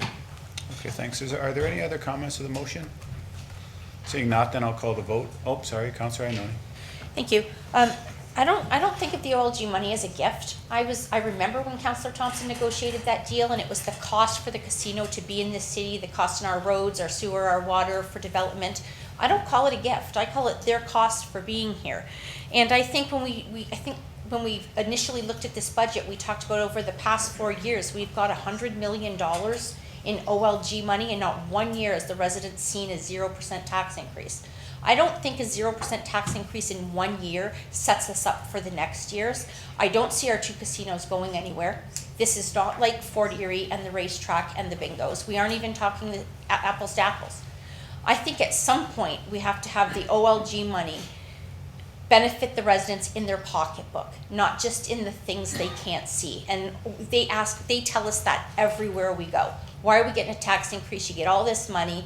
What are you doing with it? Like Mr. Harrison, we all explain to them what they're doing with it, but until they see it in their pocketbook, whether it's $5 a month or $50 a month, they want to see a 0% tax increase. I'm not going to support option 2. I'd like to see us subsidize use the OLG funds to subsidize the rest of the tax levy, which is one of our mandates, so I'm not going to support this. Okay, thanks. Any other comments to the motion? Councillor Marco. Sorry, but just to that point, that the residents don't see that money. Okay, wait a minute, there's just $12 million that they're seeing. Because as it was pointed out from Todd Harrison, that if we did not have that money, they would be paying. So everyone is seeing that money. They are seeing the benefit. They're seeing the increase in the infrastructure, in our roads, in our fleet, our development of the city. Everybody is seeing it, no matter if you get to touch it. At some point, you touch and feel it. You get to see it and you're experiencing it. So to say that we're not already getting an opportunity for our residents, it's huge. And if it ever dried up, and it's true, that it can disappear at any time, because that deal can be a different deal at any time. And Councillor Thompson knows that, and we already talked about that. At any given time, that could be gone. And then where are we left? So I think that I'm just trying to be fair, and especially fair to the staff, to try and say that, you know, we need to at least have a small percentage And the 1.5% is not that big of an increase. I just don't want to get ourselves caught in a situation where we're always relying on this money and the day comes that we have to now face the bill and pay the big price. So I really hope that we get the support so that staff can carry on and start doing some of the projects they need with this budget. Okay, Mr. Mayor. Yeah, Mr. Chair, I just wanted to clarify the fact that although I do agree the casinos are not going anywhere, the OLG money can go bye-bye with a 30-day notice. In June, we've got a provincial election. Who knows what's going to happen? Who knows what direction they're going to take? They might be looking for revenues. I wouldn't want to risk that and think that it'll be here forever. It's very risky. It could be gone with a 30-day notice, and that's the agreement we got into. Very much happy to support that direction. Councillor Crater. I'm going to just make one additional comment on what the mayor's talking about. Throughout the region, although we have regional government, we all work as a team, I will tell you that there are a lot of communities within this region that are looking at Niagara Falls and this 25 million or 20 million that we get, and are going to be, I'm going to tell you, I believe when the election's over, you're going to see some of these municipalities getting together and going to the province and saying, why does one community get it? We're a region, let's share it among the others. I think that's the next step that we're going to see, that we may not, it's possible we may not be the sole recipient of the 25 million, that there's other communities within the region who may be making the pitch and lobbying and putting pressure on the government of the day, whoever that is, that they think they should get a share of it. The other thing that I want to touch on, and we haven't really spoken much, and maybe we're not supposed to at this point, but the police contract. And I think we're still, I know Councillor Thompson has brought this forward, but we're still looking at that to see whether or not there's an opportunity to revisit what we're paying for police services. And maybe there may be an opportunity where, maybe Councillor Thompson may want to talk on that, but maybe some opportunity for the residents to get some benefit from that if the cost isn't as great as what we understand it to be right now. So I'm just elaborating that there's other forces out there who want the 25 million. We want it for the residents. But there's a whole other municipalities that think they should get it because they're part of the region, and the people that come through the region, so why don't they get a share of it? Okay, thanks. Councillor Thompson. Well, I don't like speaking about that publicly, but what I can tell you, we do subsidize the region to $4.2 million for the police. Yep. And if anybody asks, well, how come you're not sharing this? We are sharing it, and that's what's happening. So I think that's the answer, and I hope we don't have a lot of dialogue about this in the future. Any other comments to the motion? If not, there is a motion on the floor that we approve option number 2. It's been moved and seconded. I'll call the vote. All those in favor? Opposed? 2 are opposed. The motion's carried. I'll pass the meeting back over to the mayor. Thank you.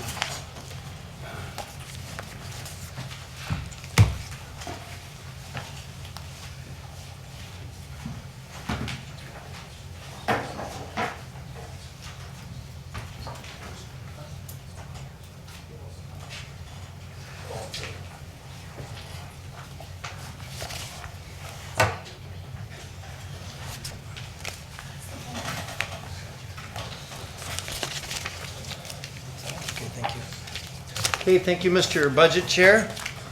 I would now ask the city clerk to introduce the next item on the agenda.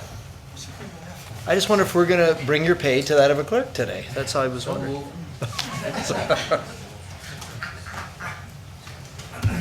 Mr. Mayor, tonight we're here to consider a public meeting that's being convened to consider amendment to the city's official plan and zoning bylaw amendment to permit as of right the establishment of accessory dwelling units within attached and semi-detached dwelling units and on-street townhouses, and to delete the term family from zoning bylaw 79-200.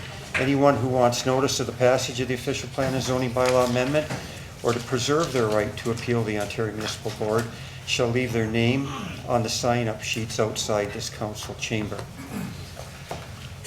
Thank you, Mr. Clerk. I'd like to now ask our Director of Planning, Mr. Hurlovich, to explain the purpose and reason for the proposed bylaw amendment. Thank you, Your Worship. Normally, the city clerk brings up a PowerPoint for me to use. He's not too quick. Well, he had to read the script, so in any event. This is a city-initiated amendment application. This is both to the official plan, as the next one up, I think, Ken, accessory dwellings. We get there. Thank you. And so this is, as I said, a city-initiated amendment application to both our official plan and our zoning bylaw. It's to introduce accessory dwelling units, or they're also called second dwelling units, into our municipal planning documents. It looks like this is going to move on its own. So anyway, the municipalities have been, oh, you're moving, oh, thank you. Municipalities have been mandated since 2012 to update their planning documents to allow accessory dwelling units in detached, semi-detached, and townhouse dwellings. We've previously brought amendments to council in the past, and they've been sent back to staff for further work. At one point, further public consultation, and the council had concern about the size of the units that we were proposing and the parking requirements.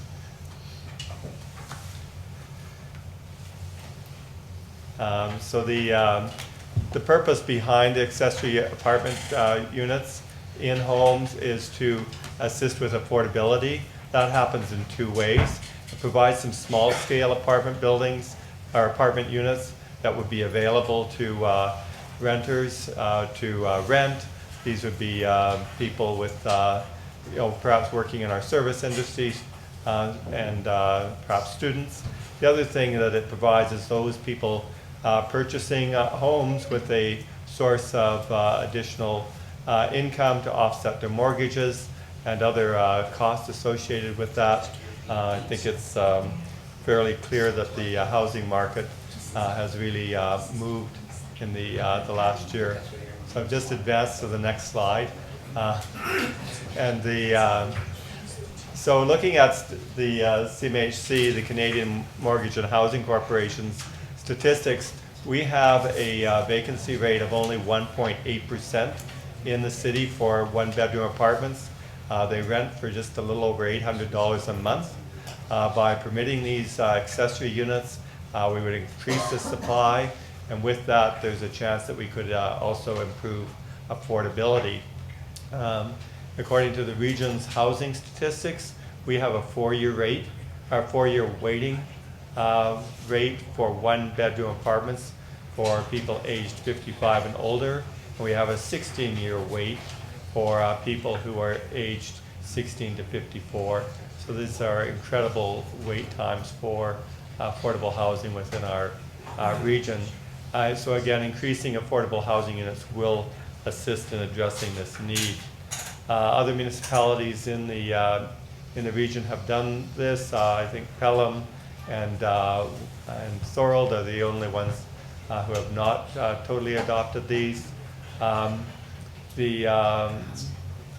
most municipalities have capped the size of these accessory units to 40% of the principal, spelled wrong, dwelling units.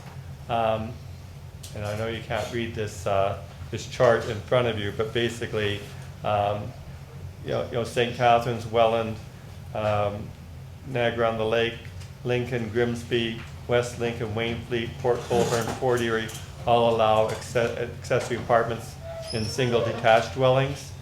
St. Catharines, Niagara on the Lake, Grimsby, West Lincoln, Wainfleet, Fort Erie allow accessory units in semi-detached, and then St. Catharines, Niagara on the Lake, and Fort Erie allow accessory units in townhouses.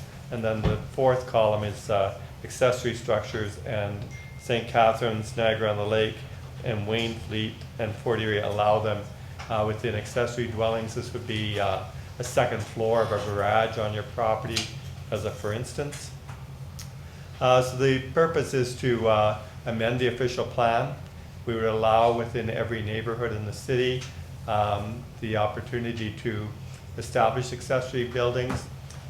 Many of these already exist, some legally, some are operating under the radar. Those that are created without permits may not satisfy code requirements, both building code and fire code requirements. The proposed amendment to the official plan would provide policy direction to deal with these. And the amendment basically provides that there would be only one accessory unit per lot. So the lot size and configuration must be able to accommodate parking, green space, and amenity space for both units. The accessory unit must comply with applicable laws. That includes the building code and the fire code. That the character of the principal dwelling must be maintained, and that the accessory building or unit within a detached dwelling can, let's just say within a building not attached, cannot be severed from the principal dwelling. The intent of the policy is to provide that accessory units in a manner respects and maintains the character of the principal dwelling and the neighborhood. With respect to zoning, the accessory dwellings then would be permitted in our R1, R2, and R3 residential zones. If a detached or semi-detached or street townhouse meets the zoning requirements, then it would be allowed to have one. If it does not meet the zoning requirements, it would not be allowed to have one. And I say that in a general way. People can always apply for a minor variance or a zoning application, but then the immediate neighbors are notified and they have an opportunity to speak to that.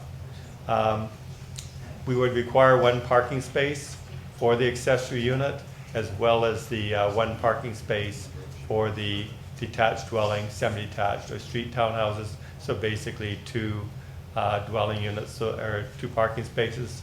Those parking spaces would have to be accessible at all times so that both cars can get out of the driveway. So you don't have to ask your upstairs tenant to move his car so you can get your vehicle out. We're recommending that we limit the floor area to 40% of the principal residence. So for example, if you have a 1,075 square foot dwelling, you could have a 430 square foot accessory dwelling unit. So substantially smaller than the main unit. The unit would have to be provided with a separate entrance and exit, as well as meeting fire and life safety measures. Alternatively, so if you don't have a unit within the dwelling, I don't know, the picture on the top depicts a side door towards the back of the building, which would be a separate entrance to a basement unit. So if you didn't want that, you could have an accessory building within an accessory building, and up to 40% of the principal or the floor area of the principal unit could be used as well. The standard height for an accessory building, so a detached garage in a residential zone, is 15 feet. We would increase that height to 23 feet, which would allow them to have a second floor. But if they're going to put a unit above the garage, kind of the Fonzie unit, they would have to set the building back. So a garage would basically be 18 inches from a property line. They would have to be 4 feet from the property line. So again, if you can't meet that requirement, you're going to need a zoning amendment or a variance, and the neighbors have the opportunity to come out and object to that.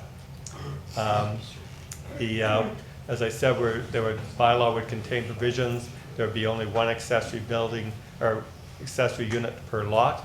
So you can't have an accessory building in your house and then have an accessory building in your garage. It's one or the other. In order to change these, we had to change the definitions. So we had to move away from single family detached dwelling, because you can appreciate if you have a accessory unit, it's no longer a single family detached. It's now a building with 2 units.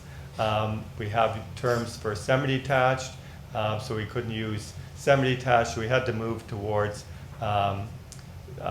calling them a principal dwelling unit and an accessory dwelling unit. And in doing so, then we're dropping the term family from the definition of a dwelling unit. So we would no longer have a single-family dwelling unit. It would simply be a dwelling unit or detached dwelling unit. And one would be the principal, one would be the accessory unit. The amendment is technical in nature, brings us into compliance with the provincial regulations that, as I say, have been in place for the last 6 years. We did have a number of public consultations. I know there's a letter in your package that says we didn't have sufficient public consultation. We began our consultation in 2012. We had a public meeting in 2013. We had questionnaires on the city's website. We circulated a flyer within the hydro bills that went to every household that receives a electric bill. The response from the public in general has been supportive. We also met with the Builders Association. They were supportive. We met with the Real Estate Association. They were supportive. So our recommendation to council is that we approve the proposed amendments to the official plan to permit as of right an accessory dwelling unit within detached, semi-detached, and street townhouses, and that we proceed with the redefinition and remove the word family from the bylaw. Those are the highlights. Thank you, Mr. Hurlovich. Are there any questions for Mr. Hurlovich of council? Councillor Campbell. Thank you, Mr. Hurlovich. Some of the concerns that have been expressed to me, and I support this. I think it's fantastic. There's nothing in here that says in the residence to begin with that it's lived in by the owner, right? No, there's not. And I think you're opening the door if you don't have that stipulation in there. I purchased a house 40 years ago on the basis that I couldn't afford to buy the house, but it had an apartment, a legal apartment in the basement. I live in that house, but someone from Toronto looking to invest could come and buy one of these houses that you say can be added to, and they could rent the principal residence and they could rent the other residence, and you're opening a can of worms that potentially could become a B&B operation. I can't support this. I want to, but I can't support this unless it specifically says that the owner of the house must live in it. Okay, thank you for that. I've got Councillor Thompson and then Iannoni. Well, this is a huge change, and the planner suggested that this was a city-initiated effort. It's actually started with the province, did it not? And gave the opportunity for municipalities to make a decision with respect to that. Is that right? That is correct. We are mandated to comply with the province's requirements. We just haven't done it yet. So we don't have an option here at all? I'm not aware that we have an option, but I haven't heard that the province has used a heavy hammer on any municipality that hasn't yet adopted them. Okay. Well, we've got one other comment, Councillor. Pardon me? The clerk would like to say something if he could at just this point. He's not here tonight. If I may, just to follow up with Mr. Hurlovich, at some point, the province is going to force our hand. Most of the other municipalities have done it. What I would say to council tonight, though, is you have the ability tonight to, I think, craft a bylaw that serves your needs.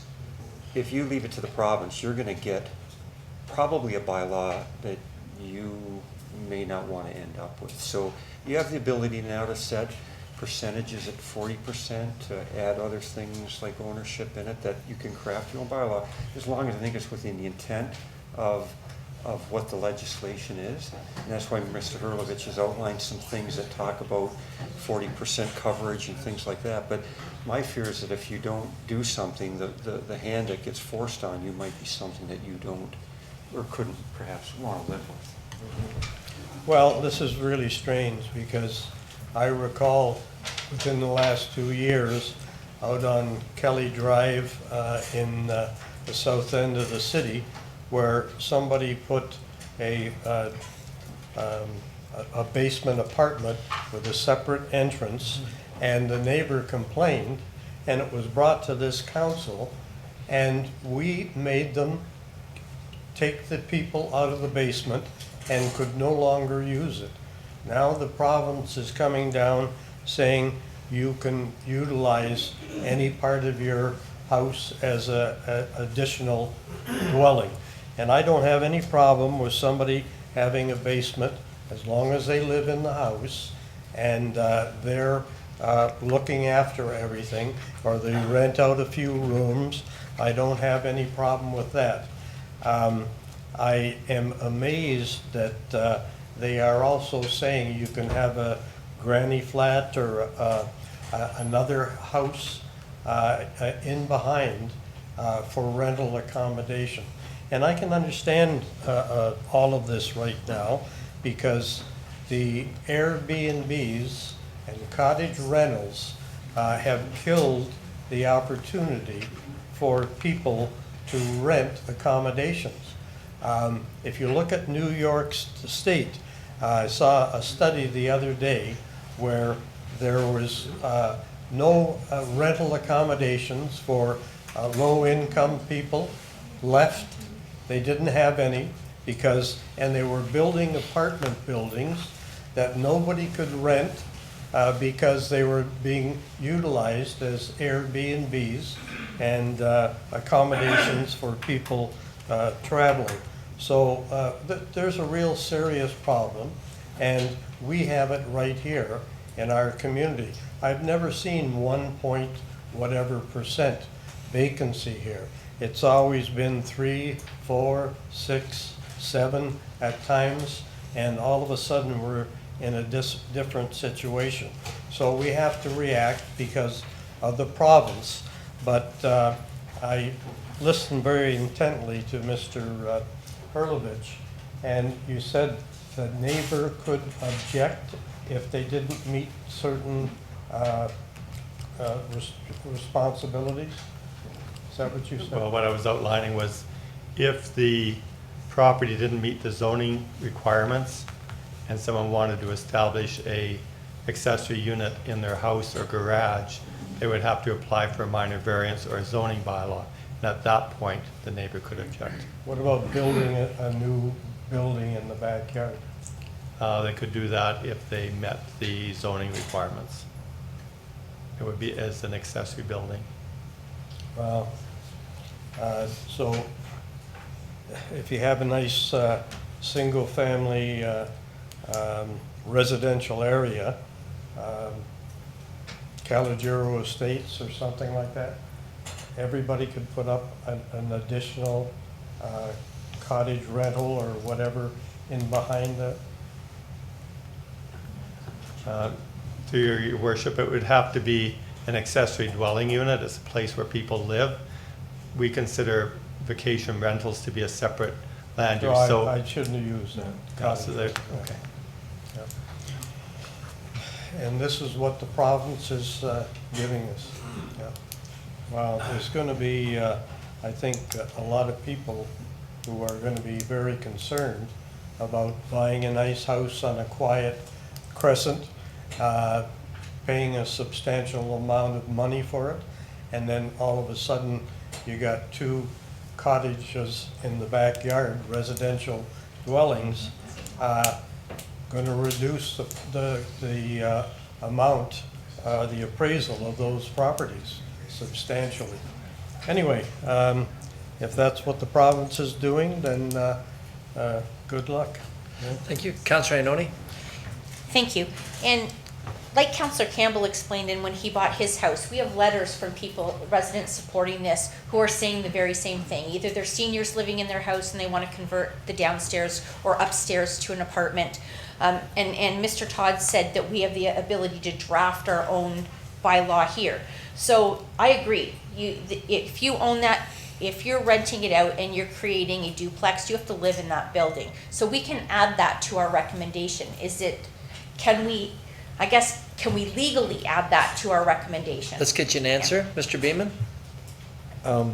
I think you'd have a real problem with that. It's what's called people zoning. That's been struck down by the Supreme Court of Canada back in 1988.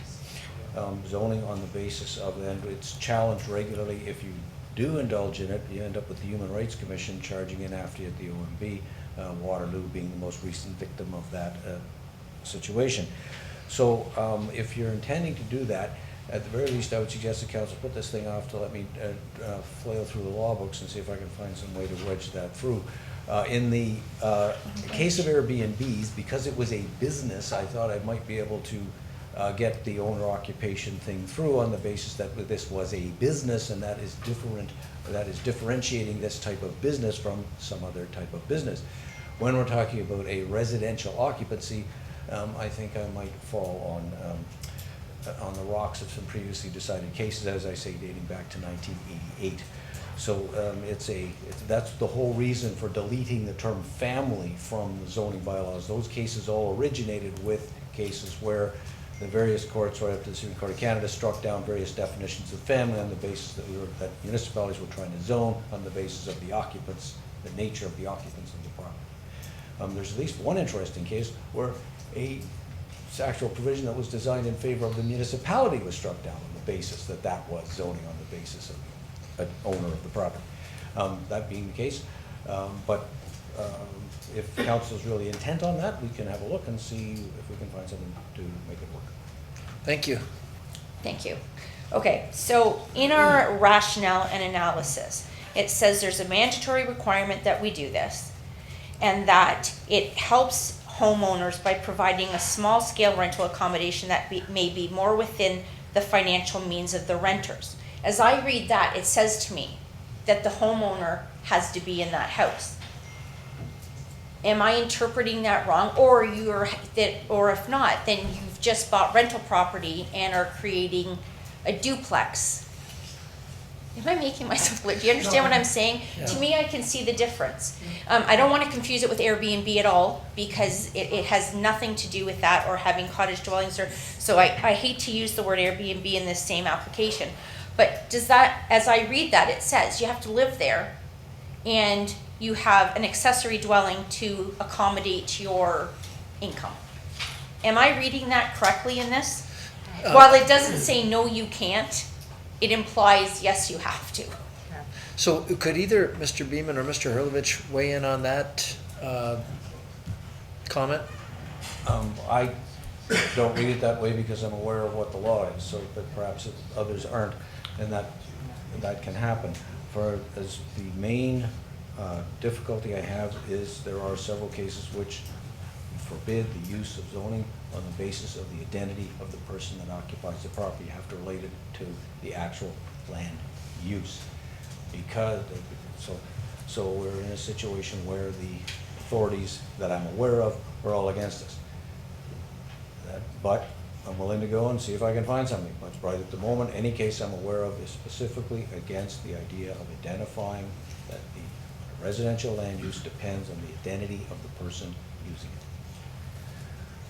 And do we have anything that shows us what other municipalities did? Has anybody out, he said it was challenged. Does Mr. Hurlovich have anything?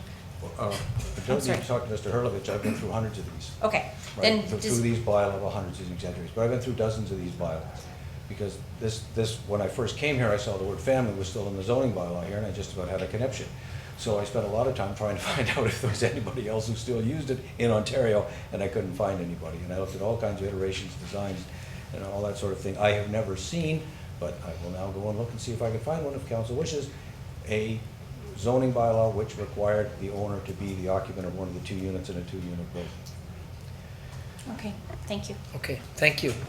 Any other questions from Mr. Hurlovich? Yes, Councillor Strange. Yes, Mr. Mayor, I'm just wondering, like, say that this does pass and someone puts in an accessory dwelling, and then we go into, a couple council meetings from now where we talk about the Airbnbs, that ends up passing that we're allowed to have Airbnbs in our residential areas. Now, will that change that? So now you'll be able to rent these dwellings to overnight? When We're gonna when get we to you come guys. to that, and we're getting well. Yeah, I ahead know of we're ourselves, getting past this, yeah, but I'm but just when saying, we I get don't- to that, I am confident. I believe that because and those type of operations are a commercial operation, that I can make it, that I can successfully defend differentiating on the basis that the owner has to be in the store, because I think that seems to be a very common problem with that type of land use, if the person supervising it isn't nearby. We may have to compromise a little bit to make them be within a certain period of time to respond, so that we don't have to actually require them to live there, but I think we can support that through when we're challenged to say this is a rational system that is workable. There are other options that'll be presented where we don't necessarily allow them in all residential zones. That's a debate for another, for when we get there. But when we get there, I think I can successfully defend ownership restrictions in the nature of those land uses. I'm not confident I can defend it when it's strictly a residential land use.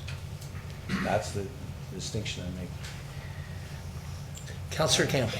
Thank I'm you, sorry, Your- Councillor Morocco, and Oh, then I'm sorry. Councillor Campbell. My apologies. Sorry, thank you, Your Worship. I'll actually support this. I like the fact that it does say that it does have individuals that are living there that own the home. But you know, for a lot of people, and I have to say there's a lot of young people out there that are struggling to afford their homes with the price of taxes, the mortgage, and just trying to pay their bills all the time. They just need the support. So sometimes they have to rent out a room or a room over the garage, or actually, you know, a small apartment just to survive. And another thing too, seniors want to stay in their home a little bit longer, and to make that happen, they actually rent out a space in their home, and it's happening. And I think that it's a great thing that we put this out there, and it's an opportunity to help people in our community, and it actually gives those people less fortunate. I know somebody did say, oh, let's not talk about homeless and start going there.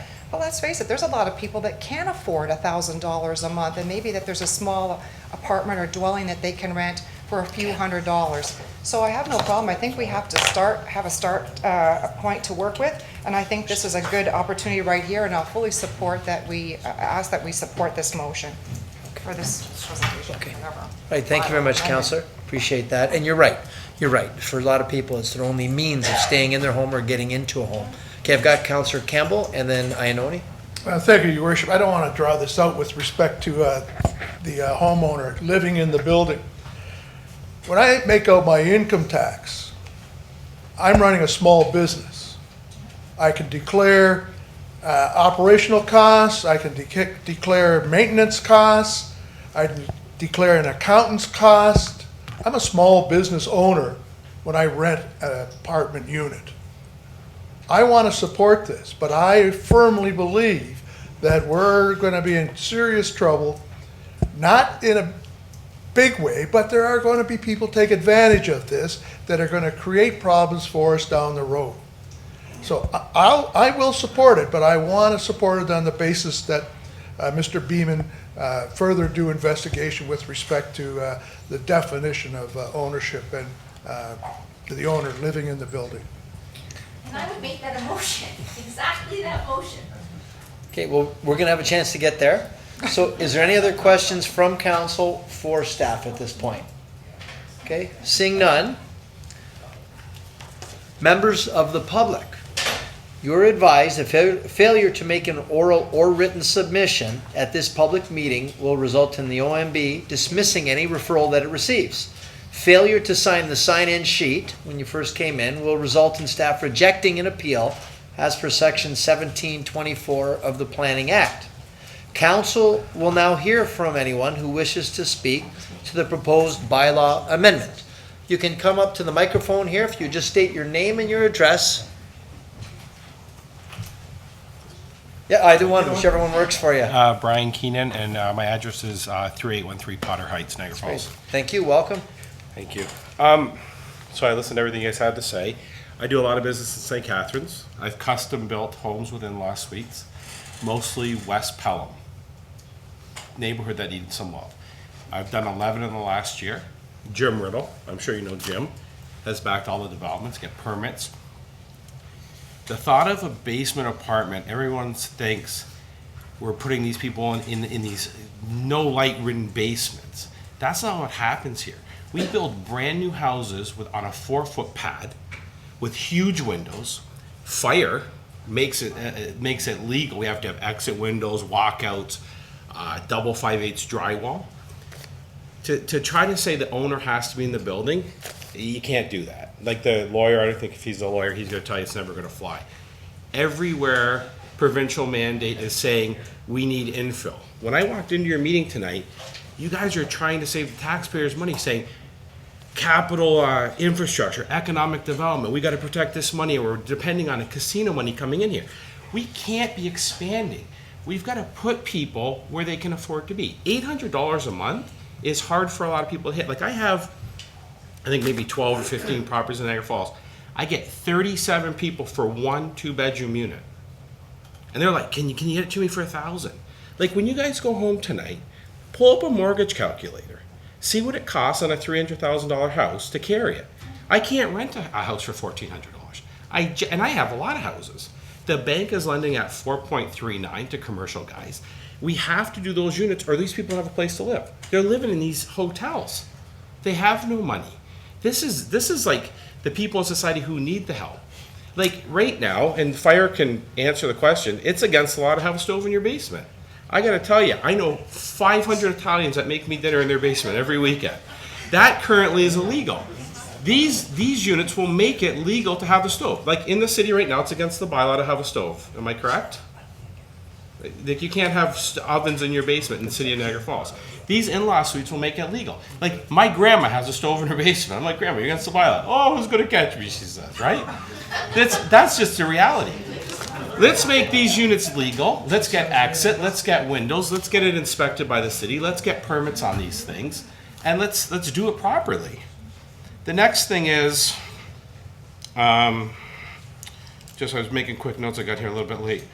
So your fear is Airbnb. Airbnb is everywhere. You were making a point. So a rental unit is 28 days or more. So these dwelling units have nothing to do with home away or vacation rentals.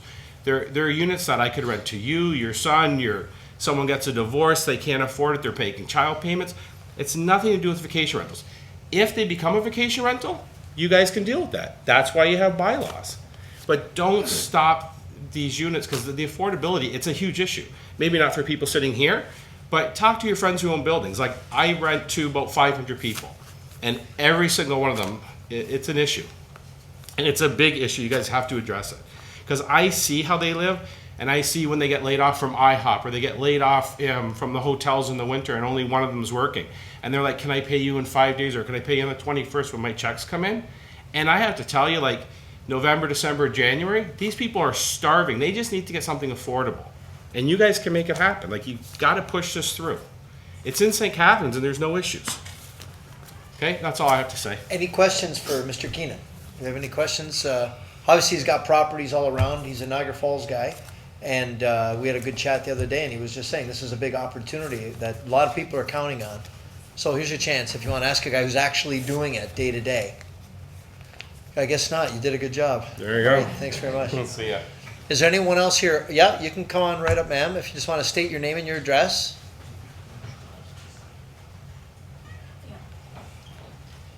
Yeah, my name is Marian Figueroa, and we came into, I wrote a letter regards to this. A lot of seniors, which I am, have moved in from the small towns to be close to the amenities a great city like Niagara offers. New hospitals, we know, we're aware of this. So unfortunately, a lot of us came in several months too late, and we've paid a good $90,000 to $100,000 more for our homes. I live in a small home on Paddock Trail Drive. We came from a huge home up in Barrie. That's fine. We paid more for this small little cottage than we had up in Barrie. Now, we thought, well, we had the real estate guy look for something adequate that we could rent. I'm retired, my husband's retiring in 3 months. We have tried to look after our finances, but we have helped our children.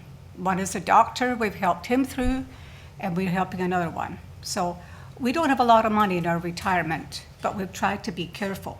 So we thought, will buy this house with the apartment, thinking it would work.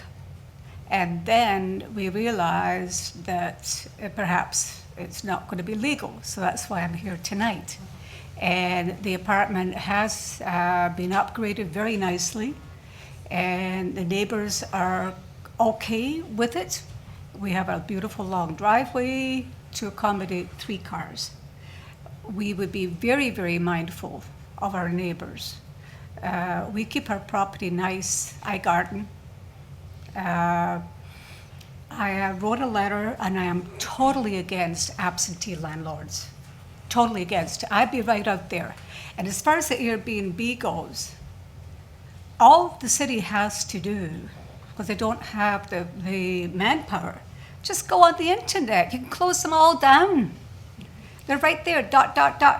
There's 4 on my street. So it's not like you don't know where they are. Tonight, we're not dealing with the Airbnb. No, no. Our April meeting. You can come back in April. No, but I'm saying that one gentleman mentioned, like, put the cottages on the property. It's got nothing to do with it. I don't think that's legal, is it? You can't have more than one house in the property. Anyway, we were talking about you have a home with a basement apartment, either live in the basement, rent the top. It's got to be 40% of the dwelling space.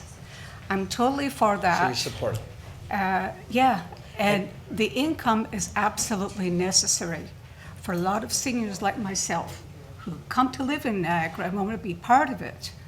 And I do volunteer work in Niagara already, using my skills as an activationist in gerontology with my dog. So I want to take and I want to give. But I think that it should be, I don't know how you'd write it up, that owner has to be in that house. Have the neighbors tattle. That'll work. Thank you very Anyway, much, Mary.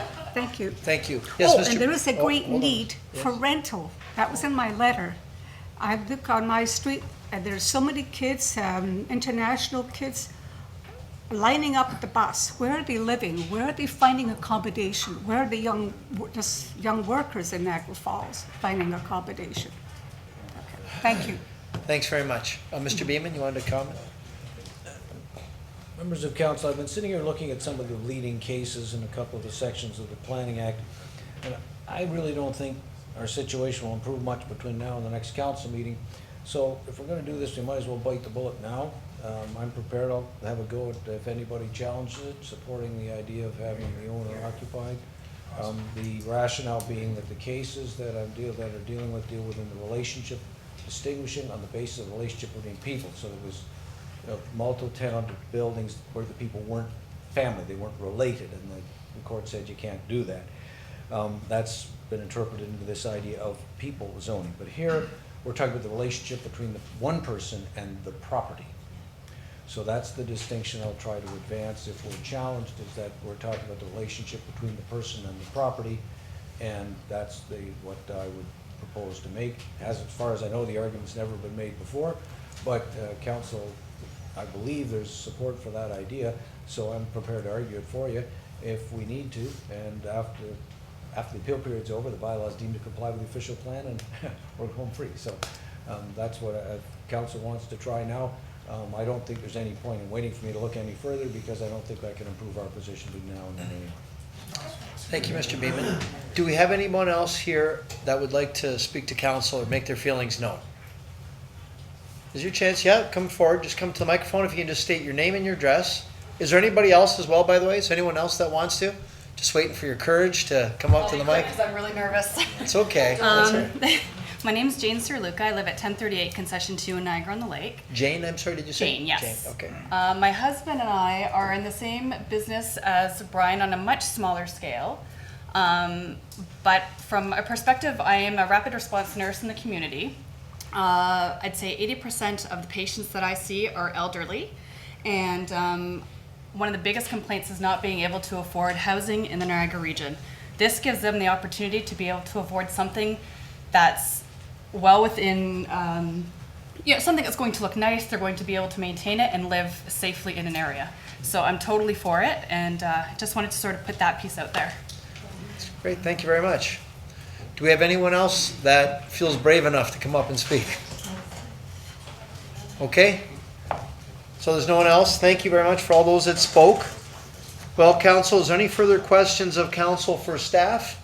Or does everyone feel comfortable? All right, well, the public meeting with respect to the proposed official plan and zoning bylaw amendment is now concluded. What is the will of council? Councilor Morocco? Well, like I said before the meeting was closed, that I support the motion put forward. The recommendation? The recommendation, and I think that it does state that there is the owner that lives there, but then if it doesn't, then I know that other gentleman said that St. Catharines is already doing that, so I don't know how it's monitored. I think that people can actually say, yeah, I'm related, but how do you even prove that they'd be related? So I'm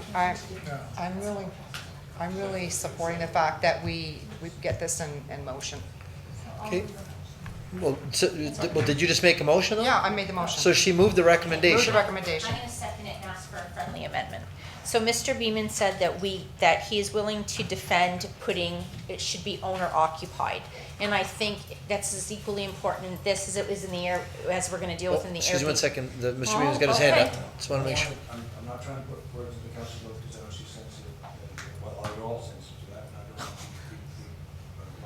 don't want to be Just say what you want to say. But I want to be clear, I believe the council wants the principal unit to be owner occupied. Yes. Yes, sir. Good. Thank you. The principal unit. Principal okay. unit. Okay, so that's it. So if we can add that to your recommendation, that's what we were talking about earlier, so that the principal unit is owner occupied and the additional unit is what is rented out to augment income. If we could add that to the recommendation. So, Mr. Yep, we can add that too, and we've closed the meeting. Did you want to just because you spoke to the 100? I do have a question. Could you just come to the microphone? Normally the meeting is closed, but just because of your experience, I think is valuable. Okay. I just want you to think of it this way. So you have 2 units, okay? So if I live in the top unit and Billy lives in the bottom unit, if there's a problem at the house, it's going to be addressed. Like people who own houses in the city of Niagara Falls have the police go, have bylaw go, have everybody go. The point of this from the province's aspect is affordable housing. So make it owner occupied. Like, I don't want to say like we're all from the same place, but we basically are. Like we're going to do Ancestry.com or whatever we're going to do to prove it. Like I'd say, that's my cousin living there, or that's my... Like I hold all my assets are held in a corporation. So but the provincial mandate is infill and these suites.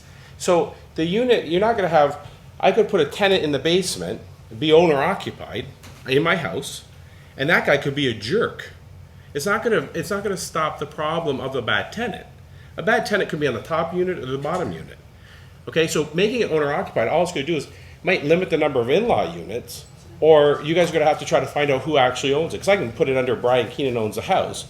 How are you going to know if I live there? You're putting another loophole or another step that's preventing the point of the unit. The unit is there to help affordability. If there's a problem, council's already addressed it with all the other bylaws. Do you see what I'm saying to you? Like, just doesn't mean it's going to be, because you say owner has to live there, doesn't mean the owner's a good guy, right? It could just, you could be putting somebody in the basement who's just as bad or better. It's not going to stop any problems. Bylaw has to stop the problems. Niagara Regional has to stop it, or fire, whatever the issue. We have a department already in place to stop it. Owner occupied is not going to change the tenant in the basement or the tenant on the top floor. So I appreciate it, just because I really changed the rules here to allow you to. And we don't want to, like, this will get OMB challenged because people, like, what if a divorced guy wants to live with his, I don't know, a friend down the street? Like, it doesn't make it just, it's tough to do it that way. If you want to just hang tight there by the mic in case there's some questions, but I've got Councillor Strange, Councillor Campbell. Yes, Mr. Mayor, I just want to ask you a question. Like, in your opinion, what's the difference between doing this and having a duplex down the street? So it's 40% of the size. No, I know, but like, as far as renting it. Oh, well, usually, so my units that I have in St. Catharines, I'm usually getting like the single mom or the dad who's, it's not working out and he needs a place for a year while he gets his finances and they settle these things. Like, I had a phone call They don't today. have to be owner occupied. No, in St. Catharines, no, not in any other city do they It's have to almost be. the same circumstances when Yeah. you think about it. That's right. You know, Like it's where not. you might have 2 dwelling units, they're almost like a duplex, almost. Yeah, the difference you're with the renting duplex is the size. Yes, so no, you're, exactly, but So it's you're the creating same- a smaller same way of unit. renting it. Yeah, exactly. So I agree with you. Yeah. Okay, Councillor Campbell, then Carrio. Yes, thank you, Your Worship. I'm looking at the executive summary here, and it talks about the province bringing forward approval that will permit accessory dwellings. Now, we're not talking about building new buildings. We're talking about people that are presently living in homes that can't afford to live in their homes, the opportunity to build a second accessory facility to help pay the mortgage, pay whatever. We're not talking about building new houses. We're talking about what exists today in my mind. It's already there. I want to put it, I personally can't because I got a basement apartment, but you know, my daughter is having trouble, separated. Maybe I could build something that would be comfortable for her to stay in my home. Okay. That's what I think this is all about. Okay, so then let me, if we can just open it up. So now you say, like, knock on wood, but you pass away. What do we do with that house now? Well, I don't care. This is valuable The input. point is, somebody else could buy it and afford it. But that house in 30 years still has to be, has a It's use. like I purchased my house because it had a basement apartment in it, Yeah. and it allowed me to pay the mortgage. I could not afford my house. But now, so you couldn't afford your house. So in 10 years, you say, I don't like this house. I don't want stairs. Now, that house, you have an apartment in it?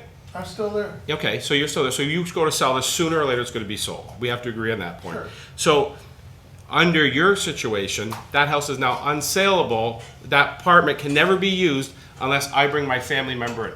So I said, right, It's let's not a buy family this. member. No, I'm gonna sell the house Yeah. to this young lady who can't afford to buy the house, but can now buy the house because it has a rental unit in the basement that'll help her pay the mortgage. Yeah, but it can't be, that's what I'm saying. So that's great if we have the in-law suite, but then you can't say it has to be owner occupied. But she's the owner. Oh, she's the owner, okay. Come on. But, Your Worship, yeah. I'm not gonna No. argue anymore. No, that's It's good. not an I argument, it's a appreciate discussion this. because we want these units to be able to, But why you're would you talking want? about new units. I'm talking about both. Create units here, Well, then it's a rentals. duplex. Rental, it's not a duplex because it's 40% of the square footage, and that's the rule to the building code. It's 40% of the size of the top unit. I've got you on the list here. So you're Okay. creating affordable housing. Okay, so I'm going to go next. I'm sorry, too. I've got Councillor Carrio, then Iannoni. Thank you, Your Worship. I would support it either way, whether it had an owner occupied or not. I think it's a great idea. I think it's doing our part to help with affordable housing. But if we're gonna put I like the idea of having the owner in one of the units. I don't think we should stipulate. I don't think we have to stipulate. If the owner's living in the smaller unit or the bigger unit, I don't know if we have to stipulate. I think the idea is, Councillor Campbell's idea is, that the owner is living there in one of the units. I don't think we should stipulate which one. Because if there's someone that owns a home, has a small apartment in the basement, then they want to move into the smaller apartment, or they build a small apartment, they want to move into it, and bring the tenant in for the larger one. I don't see how that makes a difference. So, right, but I don't think we should stipulate that it has to be the main unit that the owner has to live in. If they could live in either or, I thought that's what the motion was. No, that's not part of it. Well, you're up next. I just want to make sure he's I finished. just want to make sure that that's not the case. Well, can we that get it's- clarity from Mr. Beeman? Does it matter which unit it is? No, that's. Okay, perfect. Okay, good. Thank you. We're good. Councillor Iannoni, you have the floor. Thank you, and I understand Councillor Strange's point, but as I read this, it said that the accessory dwelling could only be limited to 40% area of the principal dwelling. So that says my principal dwelling, I have to live in. If you have a house that has 2 apartments in it, that's just a duplex. You don't live there. That's just rental income. I don't understand. So if we're using Councillor Strange's analogy, then 100% of the house is being rented out as rental unit, the upstairs and the downstairs. This is saying only 40% of the house can be rented out as an accessory dwelling, which says to me that the owner lives in the other 60% or vice versa. Am I reading that right? Because I understood your point, but I didn't think that's what we were dealing with. Do I understand that correctly? Well, I'm asking maybe Mr. Staff? Hurlovich, is she understanding this correctly? I don't want to be the one to answer the question. I don't know, I'm not sure I understood the question. Oh, I think I do. Mr. Beaman, And that is an interesting point. If one of the two uses is going to be called the principal use, one would think that would be associated with the owner. That's how I read it. Because they're the ones that control the property. So that would mean that you'd expect the owner to live in the biggest one. So, and part of the problem here is and Mr. Hurlovich and I wrestle with this, very, very frustrating, is that the province uses the term accessory for these other units.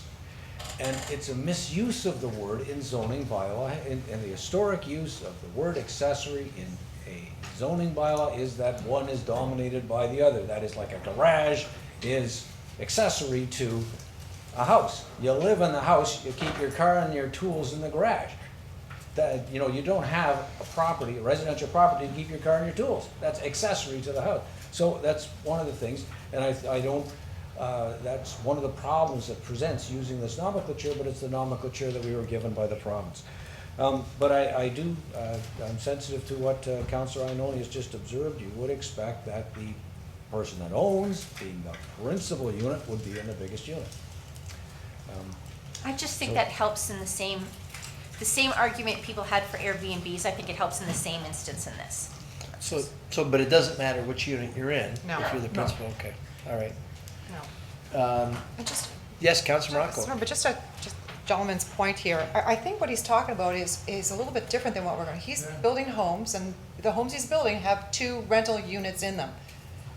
You're renting them out. No, That's I'm all. building a single-family house, Yes, okay, that I would sell. yeah, And there's a secondary 40% of the square, so if it's 1,000 square foot, Yeah. they get a 400 square foot apartment. So I sell it to someone for $255,000, and the mortgage on that is $1,453 Yeah. a month. They can rent that 400 square feet out for $700, so now they can be a homeowner. Before Yeah. they were renting a house, so it creates affordability. so you're It- already on building two, that, on so two people- aspects. Okay. It creates affordability for the person who wants to buy a house, which is a huge issue right now. Exactly. And it creates I support affordability that. for the rental unit because it's a smaller one-bedroom unit. But that person doesn't have to, it can be a rental unit. You can buy them as an investment if you wanted to. And Like most they're doing people them, probably will nowadays. every municipality is doing the 40% rule. That's where that number came from. Like, we didn't invent that today. This is being cookie-cutted So from basically other what he just municipalities. said, so basically what he just said, if you buy that house, then you have that apartment to rent out. So basically, I am buying it, I'm going to rent it out. I'm still living there if I rent it out. I'm the owner. You just said that. Yeah, but other people could, I could buy it as an investment and keep both units. Okay, so you can't, That's a different you can't. situation.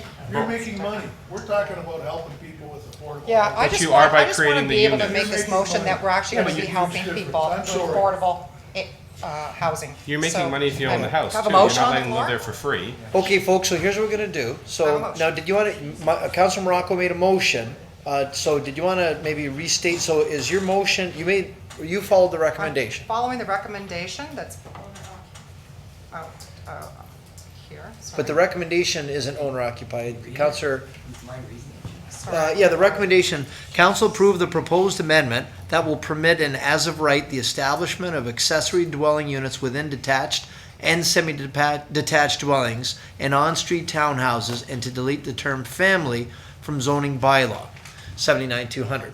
So, did you add the? No, I didn't add it, it was an amendment.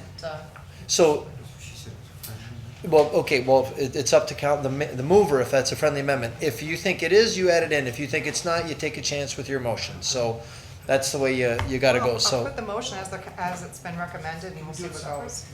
Okay, Do it separate. do what separate? This is opposed to the amendment? Yes, well, that's what she's asking, Counselor, that just to move the recommendation. I think we're gonna support it no matter how it was. We just wanted to tighten up the rule, just to make sure that the rules were tight. Okay, so as it sits now, Mr. Clerk, we've got the motion as the recommendation is stated by Mr. Hurley. So, Mr. Mayor, what I would suggest you do is you have the main motion, which is Councillor Morocco's motion, which is the staff recommendation. If Councillor Iononi is wanting to move an amendment that indicates that one of the units the principal unit, or the principal, one of the units must be owner occupied. I'd get the amendment on the floor, deal with the amendment first. If the amendment passes, then you'll deal with the main motion as amended. Okay, I'll accept the amendment. Oh, so, hang on.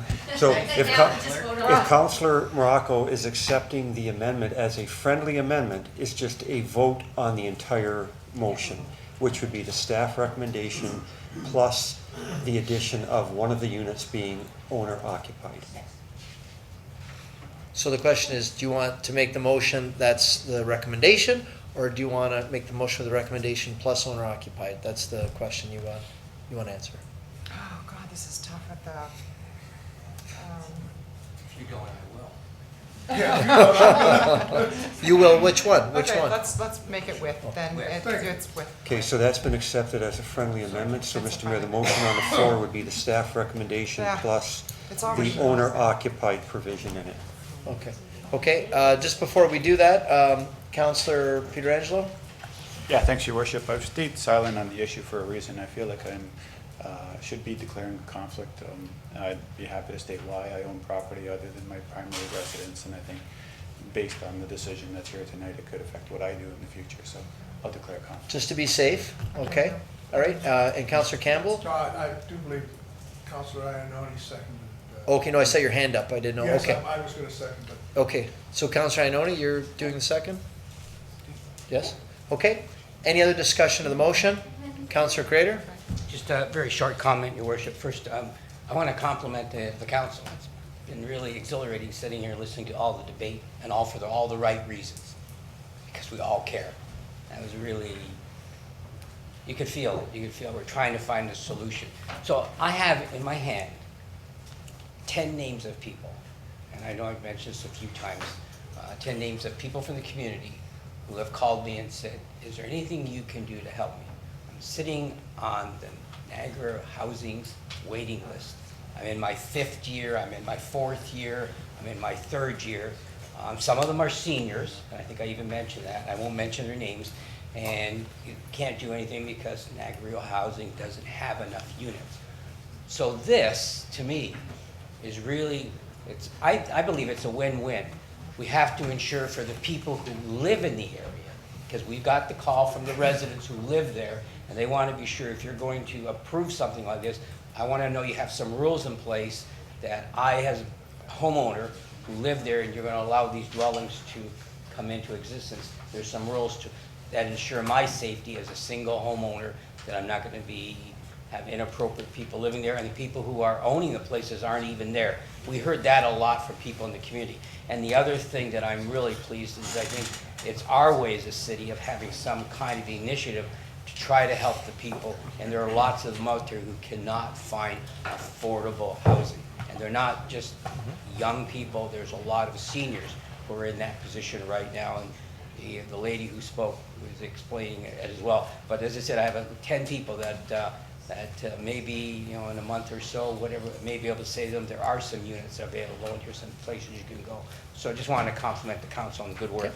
Thank you, Councillor. Councillor Carrier. Just a quick one, Your Worship. I don't know if the other councillors have thought of this or not, but for the people in the rural community, people that are into farming, we haven't been able to have an auxiliary unit on our properties to house farm workers. So in the rural areas where people are looking to have farm workers, we haven't been able to accommodate putting an accommodation, but this will help people.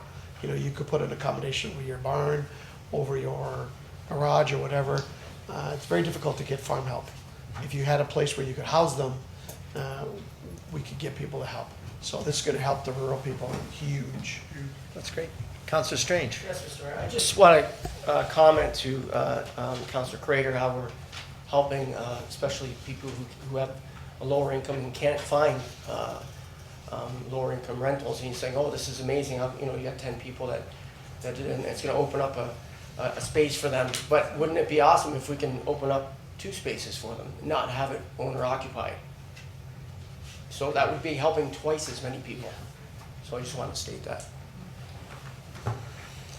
All right, maybe, and if I get legal clarification, is it called a garage or a garage? That's the one thing I need to know. I just want some clarity on it. My wife says garage. Garage, okay, there you go.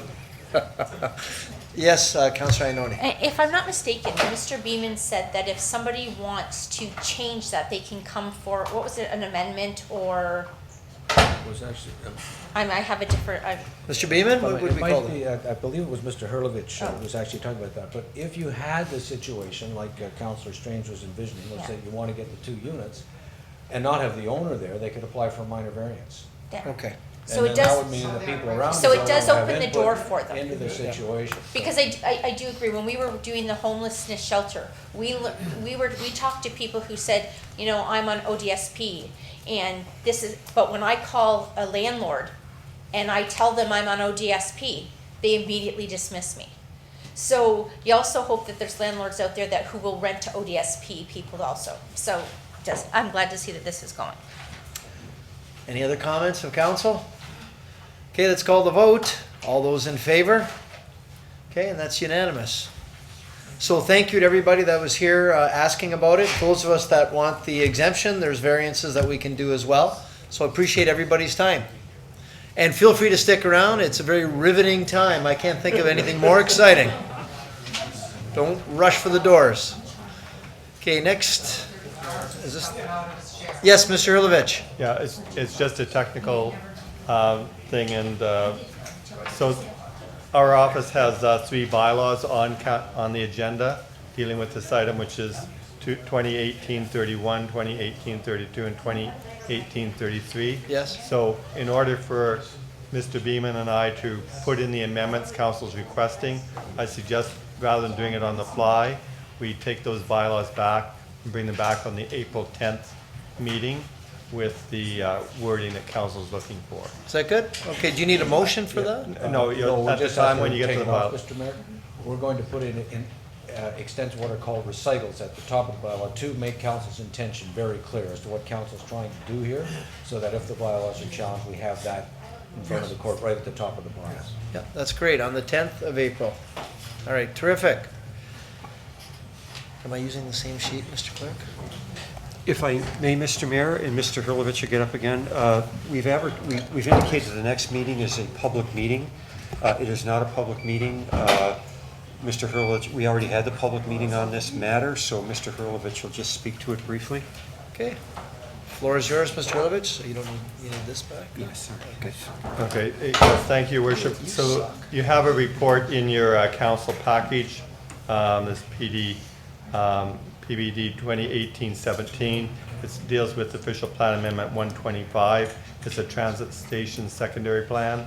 So you recall that in November of last year, the region was here. They brought their consultant in, Dillon Consultants. They were making recommendations for how to intensify development around the VIA station area, as well as streetscape improvements and so on. There were 4 people in attendance at that time. They expressed concerns with the document, and so we agreed that we would work with those 4 people who had made comments and basically withhold the amendment until we had satisfied their concerns. And so this report that's on your agenda, so the public meeting occurred, we met with the public, we've now modified the actual document, so the document is before you today. The actual recommendations or the actual solutions are an appendix to that report. So basically there was a owner on the north side of Bridge Street. He wanted to have residential development on his property. It's currently zoned and designated industrial, because industrial lands are employment lands within the region. We need a regional policy plan amendment, and that's going to come about through their municipal comprehensive review. So basically, he has to wait. A property owner on Buttrey Street, they have some multifamily apartment units on that street. They wanted to have that area recognized, so we did include policies to provide for medium density forms of housing, and so that his opportunities have been recognized. We had the owner of about 40 acres of land between Buttrey Street and the VIA station, and so he requested in addition to, that he wanted to retain his current approvals, which the consultant had not included. So we agreed that everything he has approvals for now, you might recall that included a shopping mall, an indoor ski center, an ice rink, a number of those uses. So all those uses remain with respect to the residential uses, because that was not studied by Dylan and it was not part of his original. We basically told him he'll have to apply for that as separate, but he can have everything that he currently has. And then the last was Canadian Special and Casting on Broughton Avenue, and they had concerns because the plan showed a pedestrian walkway coming next to their factory. So we've changed the plans to show that there'd be a pedestrian connection between the Glenview area and the downtown in a location further east from that factory. They had concerns about future residential next to the foundry. We said, again, residential has to be set back 300 meters from any existing industry. And then he was concerned about land contamination, and there's a requirement for record of site condition within the policy. So we've addressed those concerns in the document now, and the documents under the bylaws to be adopted. So this was just a report to say this is how we've solved the issues that were raised at the public meeting. That's great. And does economic development weigh in on that too, or is that as a commenting? Not if we can help it. Pardon me? Not if we can help it. Just wanted to make sure. I'm sorry, what's that, Mr. Felicetti? Yes, we already have commented, Your Worship. Thank you. Do we have any questions or comments for staff or on this report? Okay, so we're looking for a motion to approve the recommendation. Moved by Councillor Campbell, second by Councillor Strange. Call the vote. All those in favor? Okay, and that's approved. Okay, moving on to reports. 9.1. This is Association of AMO. Mr. Felicetti, did you want to let us know? So, AMO, Association of Municipalities of Ontario, is requesting that we host the event? Yes, Your Worship, the municipality's been invited to make a bid to host the event from 2021 to 2024. You can put a bid in for all 4 years, or you can take 2 of the years, like 21, 23, 22, 24. The cost per each event is between $130,000 to $150,000, and the conference is 4 days, a couple thousand delegates that attend the event. 4 municipalities have been invited to bid: ourselves, Windsor, London, and Ottawa. Ottawa again? Yes. Now, if I could just point out 2 things. Number 1, was there economic impact with the AMO conference? Did they give us those numbers, Mr. Felicetti? Yes, we actually hosted it in 2015. There was a couple of thousand delegates that stayed 4 nights, so it translated into several $1 million for hotels, restaurants. Wow. Now, the one other thing I want to mention is, now Ottawa just had a long-term, a multi-year, 4-year. Now, the downside of that, I will say, that for the first year it's great, maybe the second year, Canada 150, and then it tails off because no one wants to go to a city 3-4 years in a row. And I don't care what city it is, right? You get a little bored. So we need some direction on council. We can tip off 2 years, or yes, Councillor Thompson. Well, I think you, in fact, I had a conversation about this today with the head of the Scotiabank Convention Center. Brought it to my attention that AMO was in discussions, and he said, you know, we're going to have a real problem because Ottawa is applying again. They have their 4% tax, and he said they could blow us out of the water by putting up the money up front and encouraging the AMO to come back to Ottawa. So I would make a motion that we liaise with the convention center and work to get them as many times out of the 4 that we can, and that we be very aware of other people who have a lot of money, 4% tax, that could steal it away from us. So I would make that motion. Okay, and would you suggest making 2 years versus the 4 years? I think we attempt to do whatever we can get. Yeah, and I'll speak Every year. Yeah, Councilor Morocco? Councilor, sorry. Actually, it's great to hear that it wants to come back. I remember that I put forward the motion before to bring it here with FCM when the first, and it was basically one of the first conferences to ever come into our convention center. And actually, it drew a huge impact and recognition because it opened the doors to tell people that we had a very professional facility here in our city and we are open for business to doing corporate and association business. So I have to support the motion and move forward with Councillor Thompson on supporting that and working with the convention center. And I just have to touch on that as well. It totally 100% as a meeting planner, it's part of my profession, my full-time job, is that I'm actually dealing with conferences and booking groups all around. I actually just left Ottawa from negotiating a conference there. Just to give you an example, the convention center, the Shaw Center, to rent the space is $90,000. Our center is $80,000, somewhere in that facility, depending on how much space. But what Ottawa Tourism does is that they offer the client, as myself, to give back to the client, a grant. And that grant comes in the way of about, I think it was $40,000 to offset the rental cost. So they're being very competitive, as Councillor Thompson pointed out. This is what we're up against here in our city, and that's why some of these conferences will not come here, because we're not able to be on the level playing field that other destinations are. And as you see that 4% is going across the table now, across the province, Kingston, London, Ottawa, Toronto, and different cities are now implementing that. And they're using that leverage of that 4% to try and secure and offset the cost of conferences. So they're basically trying to lure these conferences. And that's how Ottawa won out by getting AMO there for 4 years. We weren't able to compete with that. And still now I'm actually in negotiations also with the convention center, telling them that such things as, you know, why can't you give us a grant like other places are? Because now the client that I'm working with is looking to go somewhere else, because Toronto and Ottawa are trying to fight for those people to go to their destination.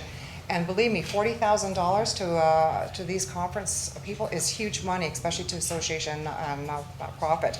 And also one thing that I'm also trying to deal with the convention center is that Wi-Fi. They're charging like $25,000 for Wi-Fi, and every other convention center is free. There's no charge. So, you know, it's really tough, and we have to really look at how we can be on the playing field. So we need to work with the hotel owners and the convention center and the tourism association to see if they can help us to secure more of these conferences and hopefully have a competitive edge in bringing more business to our city. You're right. When some of these destinations have been buying the business, it's very hard to compete, right? When they collect from their destination marketing or whatever we're going to call it, the hotel accommodation, it's very difficult. I agree. Councillor Inoue. Thank you, and I hope the Scotia Centre is listening to what you just said, because it's the incentives that bring the conferences to the cities. But I have to say, when we first hosted it, we had the highest number of delegates than they had seen. I think it was FCM that they had seen in years, because we had done the booth in Nova Scotia with the pictures going over the falls, and they said we were so happy to come here and not go back to wherever FCM was, or Ottawa, which is west. yeah, It was out west, Ottawa. Well, we were out west. Yeah, what was Edmonton. it? Edmonton. Yeah, but they said this was the best conference. Well, Vancouver. Vancouver. Was it Vancouver? It was Vancouver. One But of those they said cities. this was the best conference that they had come to. That this was by far the best one that they had attended. So we need to keep them. And anybody who travels, I hate to stay in a hotel where I have to pay for internet. It drives me insane. They should all be provided now. If you're not providing it, you're still in the past. And for us to charge those kind of fees for something every single solitary delegate's going to be using, I think is insane. If that's all it costs to get them here, it needs to be something that the Scotia Centre looks at. Any other questions or comments? We have motion on the floor to support the recommendation for the AMO application. Yes, Mr. Well, we'll make the motion to support it anyway. Okay, well, all those in favor? Did you second it, Councillor Morocco? No, Councillor Thompson moved it. Councillor Morocco seconded, yeah. Oh, this clerk is something else. Why isn't he sitting on that other side? Well, I don't know. I think he should bump back and forth, yeah. He likes it here. Okay, moving along. 9.2, 2017 Sleep Cheap event and Wonder Falls Pass. So this is just for information of council. Sleep Cheap was another success, big success, and thank you to our Sleep Cheap Committee Chair, Councillor Peter Angelo, and to Dale Morton, who does all the work at collecting all the grants, and then the committee figures out who gets what. Well, Councillor Peter Angelo created a new thing called the Wonder Falls Pass, where people can go to all the different attractions, and that money, did you want to speak to the money now, Councillor, what we're doing with it, with the playgrounds? Maybe you could let the people at Yeah, home. Your Worship, that would be great. I think we've gotten council's endorsement in the past already, but Mm-hmm. right now, so for Sleep Cheap, I believe that we gave just over $91,000 this year to local charities. And for the Wonder Falls Pass, so far, it's been 3 years since its inception. It's raised $70,000 to date. And what we're planning on doing is making Niagara Falls city parks more accessible. So this year we plan on doing 10 parks. We're going to redo 10 parks in the city, and we're going to add a special needs feature to every single one of those parks. So every single one of those parks will receive a benefit from the Wonder Falls Pass, which is great. Thanks, Your Worship. That's great, thank you for that. So motion to receive, moved by Councillor Strange, seconded by Councillor Campbell. All those in favor? Okay, thank you very much. There's the annual statement of remuneration. Looking for a motion to receive. Moved by Councillor Morocco, seconded by Councillor Thompson. All those in favor? Yes, of course I do. Yes. Next up, municipal accounts. Looking for a motion to receive. Moved by Councillor Thompson, seconded by Councillor Crater. All those in favor? Okay, thank you for that. I'm glad that we have all these consent agenda items one by one. Monthly tax receivable report for the month of February. Looking for motion to receive. Councillor Strange, second by Councillor Peter Angelo. All those in favor? Okay, and that's approved. Thank you. Main and Ferry BIA request to change the method of raising revenue. Moved by Councillor Crater, second by Councillor Iannoni. Question by Councillor Campbell. Yes, thank you, Your Worship. When I read through this and I thought about it, why are they coming to us with the potential of us passing this bylaw, and then their membership, general membership, could come back and challenge the levy? It's actually set out in the report. The only reason the report is here today is so that their funding can get through the budget today. The actual bylaw and how they're gonna collect it will be dealt with later. So there is no bylaw for council to approve today. This is just simply to tell council what's going on so that the budget can get through, that they can get their allotment in the budget. All right, thank you. Okay, thank you for that. So did we make the, okay, so we'll call the vote. Did you get those names? Okay, all those in favor? Okay, thank you. 9.7 on the agenda, assumption of various subdivisions. Moved by Councillor Thompson, second by Councillor Iannoni. Yes, Councillor Campbell. And I did have another question on this one. Why is this happening when there's still outstanding issues? What guarantees do we have? Why are we bringing this in when there's still outstanding issues? Doesn't make sense to me. Who would answer that question for us? That'd be Mr. Holman? Yeah, Mr. Mayor, some of the ones have already been dealt with and they've been outstanding, just waiting for an opportunity to get to a council. The ones that we've listed as being matters that are still outstanding involve some restorations, some things, and minor things that are done during the course of the summer. If you have concerns and would like us to bring them one at a time, that's fine, but what we're looking for is just a delegation of responsibility so that we can deal with these in a timely manner and not have to worry about the timing and bring them back to a summer schedule to council. Does that answer your question? No, it doesn't. No, I'm sorry. I think it should come when all the works have been done. I mean, what guarantees do I have that a report would be given to me in the future that says the grading plan approvals have been completed by such and such subdivision? When this comes to me as it's been completed, then that's when I want to vote yes. But if they're still outstanding, I'm sorry, I can't support it. Yeah, Councillor Morocco? Yeah, I have to say that I fully support Councillor Campbell on this. There's a couple of subdivisions I've had to deal with, and I'm afraid that if we take them over, then some of the work that was supposed to be done that should have been done, and I'm still dealing with the neighbors that have issues regarding the developer or things that have not been done because they still have it. I think that assuming this before the work is totally at 100%, then I have a little bit of an issue with that. So I think in one particular instance is Lions Creek or Lions Park. Okay, thank you for that. I've got Councillor Pietrangelo and Councillor Carrier. Your worship, through you to either Mr. Todd or Mr. Holman, does the city have any fail-safe method in place? I know oftentimes we'll hold letters of credit from developers to make sure that work is done before such time as the release happens. Do we have letters of credit to ensure that the work that's outstanding will be done? Or do we have any fail-safe that we can fall back on?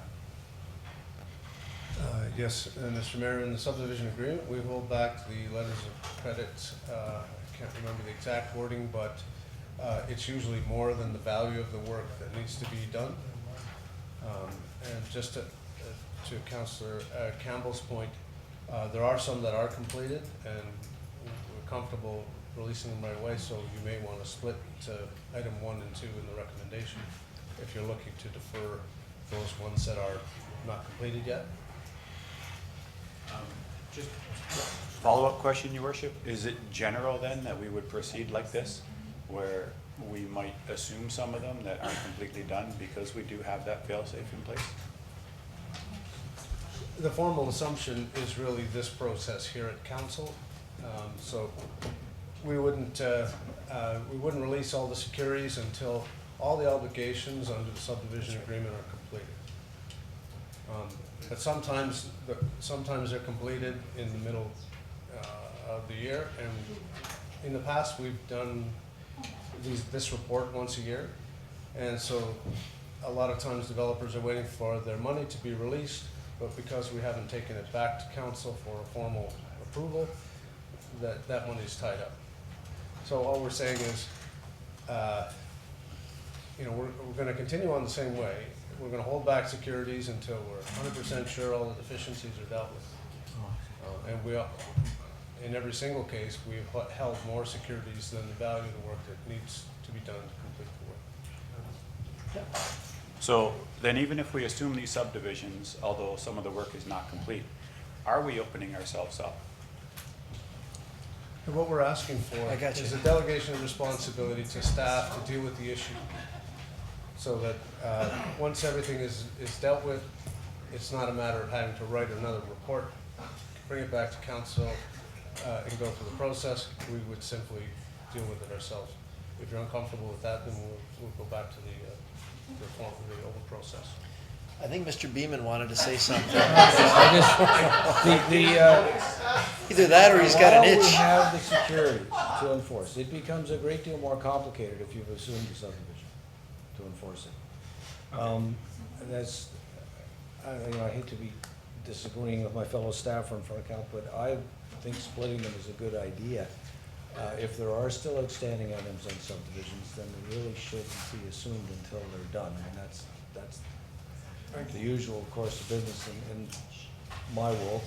And I understand they've only wanted to report once. Apparently, making a report is the reason why we're doing it this way. And I really, particularly addressing the concerns Councillor Pietrangelo has raised, we do have the securities, but it becomes more difficult because of property ownership issues to actually get the work done.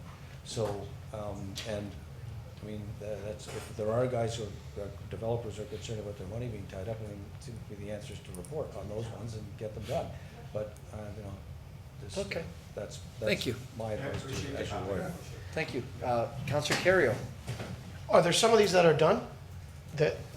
So can we split them then? We deal with the ones that are done and. So, Mr. Holman, which ones, can you tell us which ones are completed? Mr. Mayor, the ones that are recommendation number 1 are the ones that are complete. Ones that are recommendation number 2 are ones that we expect to be completed over the course of summer. Okay, so we've got Gardner Village and Fernwood. Those ones are complete. Pardon me? Yep. So those ones, so that, I guess we're looking for so did we already have a motion? Yes. Oh. I'll make the new motion. Okay, so moved by Counselor Thompson that we move recommendation 1, so that would be for Gardner Village and Fernwood Estates. Seconded by Counselor Ioannoni. We'll call that vote. All those in favor? Okay, and do we need a motion for the rest to, no, so we'll just let that one go. Okay, direction of staff. All right, thank you for that. 9.8 on the agenda, drinking water system summary report and overview. It's just a motion for us to receive. Moved by Counselor Pietrangelo, second by Counselor Morocco, that we receive and file. All those in favor? Okay, and that's approved. 9.9 Waterfront Investment Program Millennium Trail Section 5. So, okay, moved by Counselor Thompson, second by Counselor Crater, that we apply for the grant for that section of trail. Counselor Pietrangelo? Okay. Your Worship, is this one of those sections of the trail that we have to have a public meeting for? Is that something that's coming in the future? What do you guys? Is that Mr. Holman? Mr. Mayor, I don't have the exact dates that we're going to have the public information session. We're still working with, still working with the region to coordinate the construction of the project. And one of the questions are going to be, when are we going to build this? We don't have the answer to that yet. Yeah, be part of the process. I expect sometime in late April or early May that we would have a public information session. Counselor? Yeah. And Your Worship, if the city is not successful in obtaining the grant of $1 million, then the project cost is $2.7 million for this section of trail? Is Mr. that Holman? correct? That's correct. And do you have any idea how, like, the length of this section of trail?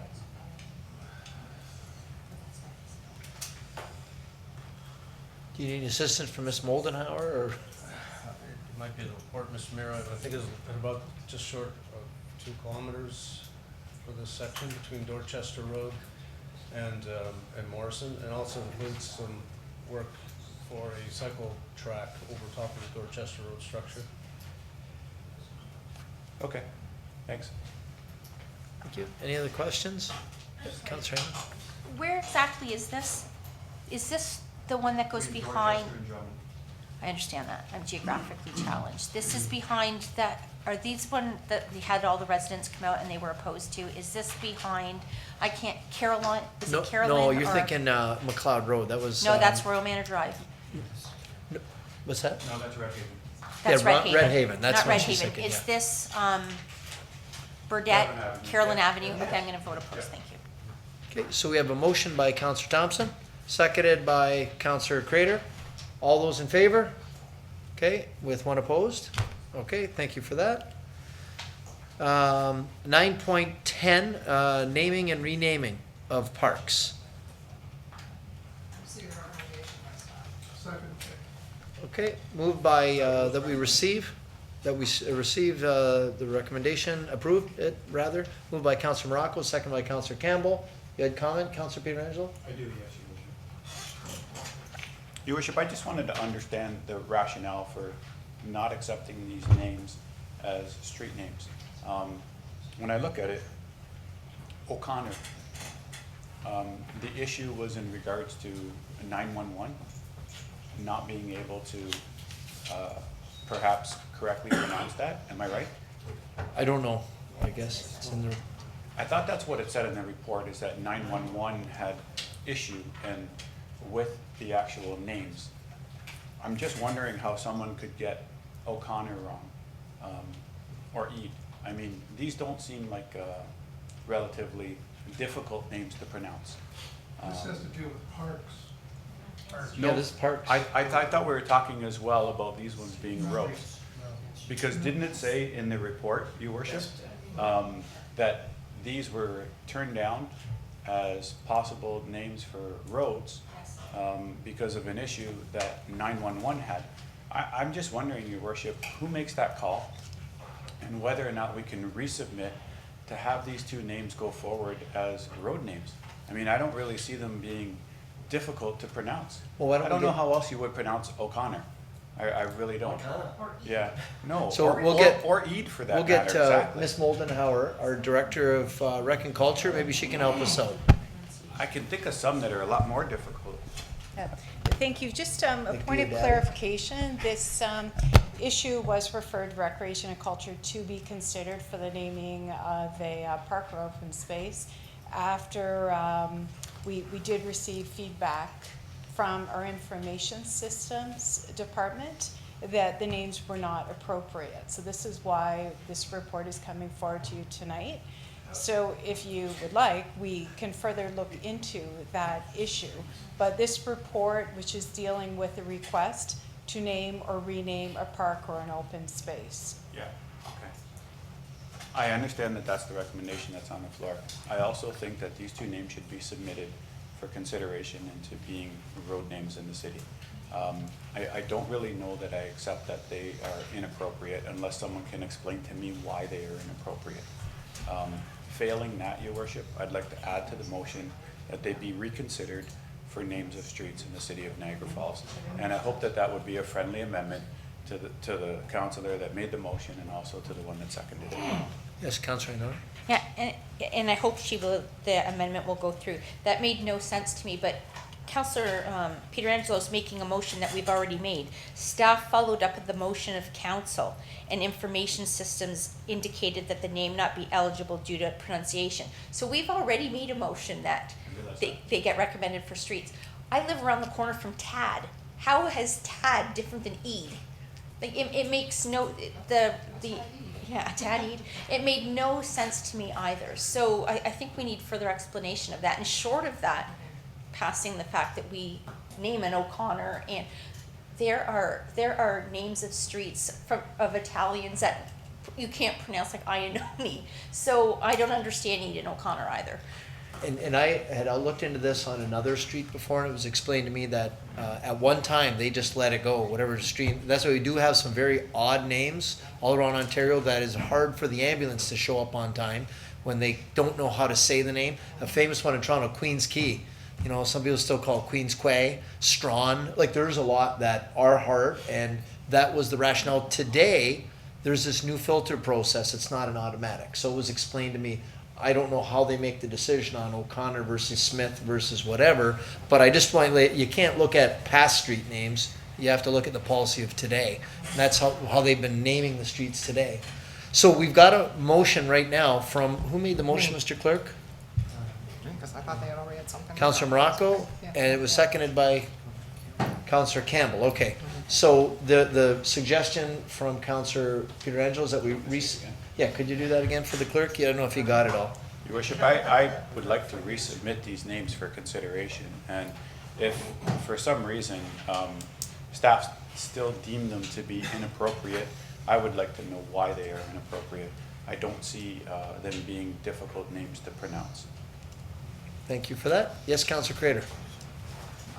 So I'm going to support Councillor Pietrangelo's motion, but I'd be remiss if I didn't say my thanks to the Recreation Commission. I know they're all volunteers, and I appreciate their recommendation of not going forward, but Don Eade was a pretty special guy, particularly to Chippewa and to the city, and I guess I just need to say I am disappointed that he didn't fit the category, or they felt that he'd already been recognized. I still believe it was appropriate to recognize him for the requests that we were making. I just wanted to put it on the record because I feel that way. I also know there's an excellent letter from our provincial member of parliament, Wayne Gates. I don't know if you've seen it, but yeah. He submitted a letter expressing the same kind of views as well. So, and to Don, who's watching up there, I still have your green card as well, Don, so thank you. He's not watching this. If he is, he's in the wrong place. You guys finally got that one. Holy smokes, sheesh. Just wasted, eh, Dad? Just wasted. All right.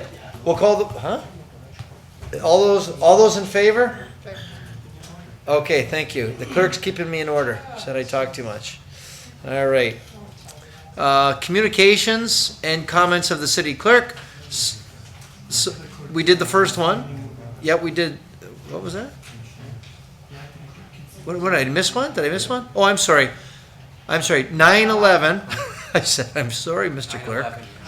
That's the Canadian Corps Commissioners Contract Renewal. Moved by Councillor Morocco, seconded by Councillor Thompson. All those in favor? Okay, thank you for that.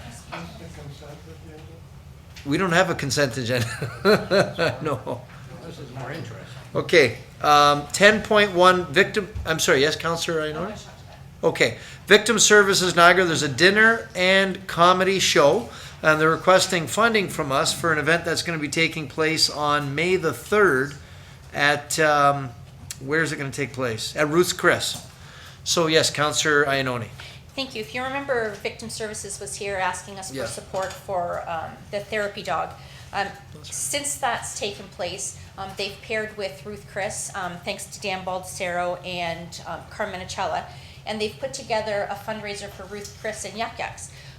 Since that time, St. John's Ambulance has discontinued their therapy dog program, and as they were here, you understand, they're here to purchase and train and have a handler for a therapy dog, which has become even more important in the community now that that service has been discontinued. And nobody knows why, so answers are hopefully coming on that. But I just want to say that it's on Thursday, May 3rd. It's at Ruth Chris. It's dinner and Yuck Yucks. It starts at 6 o'clock, goes from 6 to 10, and they were asking council to buy a table. They need to raise $60,000 for the dog and the trainer, and they were hoping we would support the initiative. So I'd like to make a motion that we do so, that we buy a table. Okay. Okay, motion. I was going to second it, but I probably have a comment.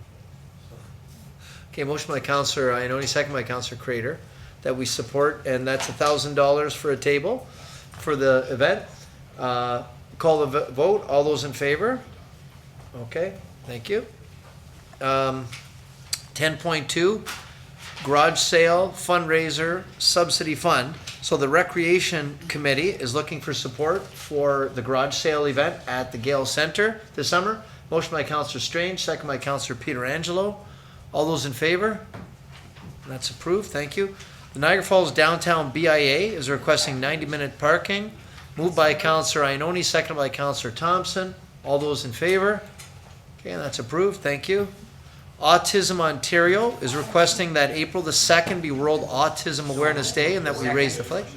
Pardon me? Okay, everybody. All right, don't fight over it. Councillor Pietrangelo moves it, seconded by Councillor Ioannoni. All those in favor? Thank you.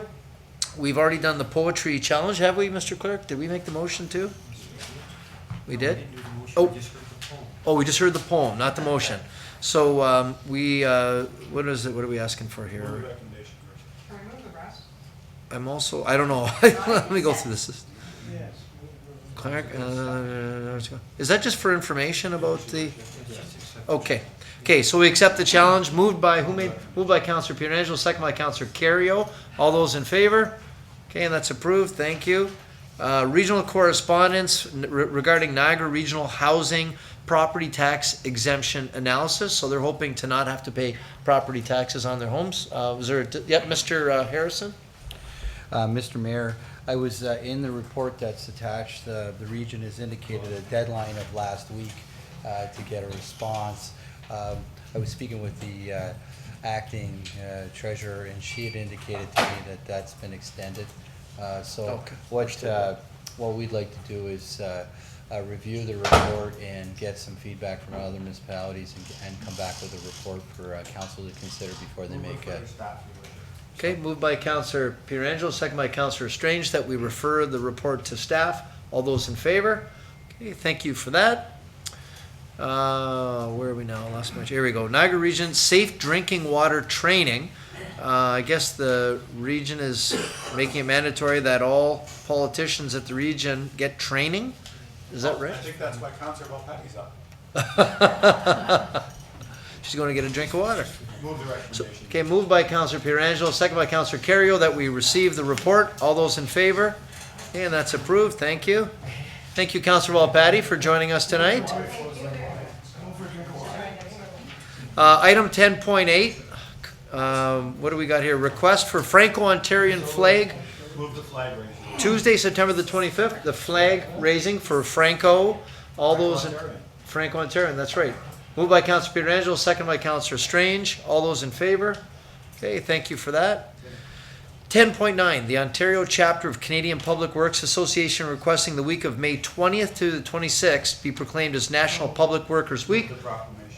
Moved by Councillor Kerrio, seconded by Councillor Campbell. All those in favor? Thank you for that. The Main and Ferry proposed budget comes to council.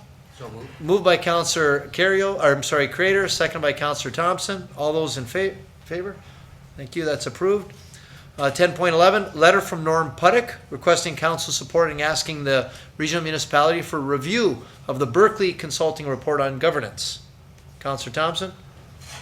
Yeah, I don't think anybody around this table knows what the Berkeley report is, but it was an examination of government, and it's probably been 40 some odd years, and I've been dialoguing, as I know you have, with Norm Puttick, and 40 some odd years, I would refer to the region and see if there's something they can look at to, actually, the fellow who did the original report for Berkeley apparently is retired in Niagara on the Lake, and he was going to do some, put some effort forth on this issue, but he's declined to do that at this point. But nothing wrong with sending it on to the region and see what they do with it. I'll second that, Your Worship. Okay, so it's moved by Councillor Thompson, second by Councillor Crater. Any discussion around that? We'll call the vote. All those in favor? Okay, and that's approved unanimously. Norm Puttick's motion. He's still alive. 10.12, Niagara Peninsula Conservation Authority. We received their supplementary. Do we need to receive, or that's dealt with? Thank you. The Victoria Centre BIA, their proposed budget for 2018. Moved by Councillor Pietrangelo, second by Councillor Strange. All those in favor? Okay, and that's approved. Downtown. We did 14. Mine's not showing. Is that? Mine's, oh, was there an update? It must have been an update. You had to update it. Okay, so 10.14, and that is what, their budget? I'm sorry, I don't have it on mine. Sorry, it's a downtown BIA budget for approval. Okay, refresh. Okay, need a motion and a seconder for their budget. Moved by Councillor Morocco, seconded by Councillor Thompson. All those in, I'm sorry, is someone here to speak to it? No? I'm Mr. Treasurer, just hoping it passes, that's all. Okay, whoa, almost blew it there, Councillor Pietrangelo. All right, let's try this again. I hope you didn't ruin things for you. All those in favor? All right, we're good. We're good. Thank you. We're safe. Ratification of in-camera matters, Mr. Clerk. Yes, Mr. Mayor. Mr. Mayor, there was an in-camera session held earlier tonight, and rising and reporting that the council officially ratified the recent fire interest arbitration award, consisting of a 5.75 wage increase to cover 3 years, including benefit enhancements as outlined in the report, and the 24-hour shift schedule on a trial basis starting in 2019. Okay, looking for a motion to approve the in-camera. Moved by Councillor Pietrangelo, seconded by Councillor Crater. All those in favor? Opposed? Okay, thank you. That was unanimous. The bylaws, Mr. Clerk, are there any additional bylaws tonight? Mr. Mayor, there's no additional bylaws. But, Mr. Mayor, we have tonight before us bylaws 2018-29 through 2018-39 as listed on your agenda, with the exception of bylaws 31, 32, and 33, which relate to the accessory dwelling units and will be withdrawn tonight and presented at the next meeting of council, and that the bylaws be read a first time. A motion by Councillor Pietrangelo? Yeah. Oh, you had a comment first? Yeah, before I make the motion, bylaws 2018-34 and 2018-35 deal with the Lundy's Lane CIP. And I know that Mr. Jovanovich is here. He would like to address council. If council will let him, your worship, I'd be happy to make the motion. I can tell you what it's in regards to. It's in regards to development charges, and missing from this CIP is the alleviation of DCs, which is quite standard, I believe, in all the other CIPs. I believe it was in the downtown, it was in the Main Street. I believe it was in the Brownfield CIP that we did, and I also believe that it's in the one that we currently have, the employment land CIP. So I would make a motion, your worship, that we listen to Mr. Jovanovich. Okay, moved by Councillor Pietrangelo, second by Councillor Crater. All those in favor?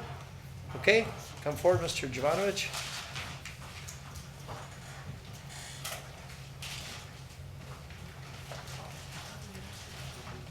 Good evening. Your worship and members of council, my name is David Jovanovich, and I am the project administrator of the Lundy's Lane BIA.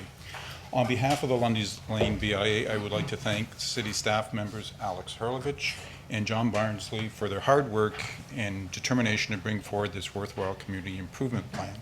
The BIA would also like to thank council for your support in bringing the Lundy's Lane Community Improvement Plan with approved amendments from the February 27th, 2018 council meeting to bylaw adoption session this evening. The Lundy's Lane BIA is in full support of the CIP. However, there are two issues of concern to the BIA, as alluded to by Councillor Pietrangelo. First is the complexity of extending an exemption of development charges to the Lundy's Lane CIP. In reviewing the final revised document just a couple days ago, I asked staff as to why council support of development charges exemption was not part of Appendix 3. In the appendix under development charges, it reads, "No development charges, exemption, or grant is specifically provided to the Lundy's Lane BIA." The response that I received was, the CIP can only go so far, as CIPs are passed under the Planning Act and development charges are passed under the Development Charges Act. The CIP can only essentially take a position on development charges. An exemption can only be made through the development charges bylaw. The response to my question of possibly amending the bylaw was, I have looked into the procedure regarding amending a development charge bylaw, and any bylaw enacted under Development Charges Act must, in accordance with the Development Charges Act, be preceded by a study that provides a rationale for the bylaw and a public meeting held. The exemption would therefore have to be substantiated by a separate study, a public meeting held, then the bylaw passed. The response goes on to further say, the city has just initiated the study for the next development charges bylaw. The Lundy's Lane BIA should take the opportunity to be part of the public consultation process and make its position known so that it may be considered in new development charges bylaw. The response to my next question as to whether development charge bylaws can be retroactive was, development charge bylaws cannot be retroactive. With the pending development charge review not scheduled until 2019, the Lundy's Lane BIA will be in a position of not being able to take advantage of this important incentive for at least a year and a half.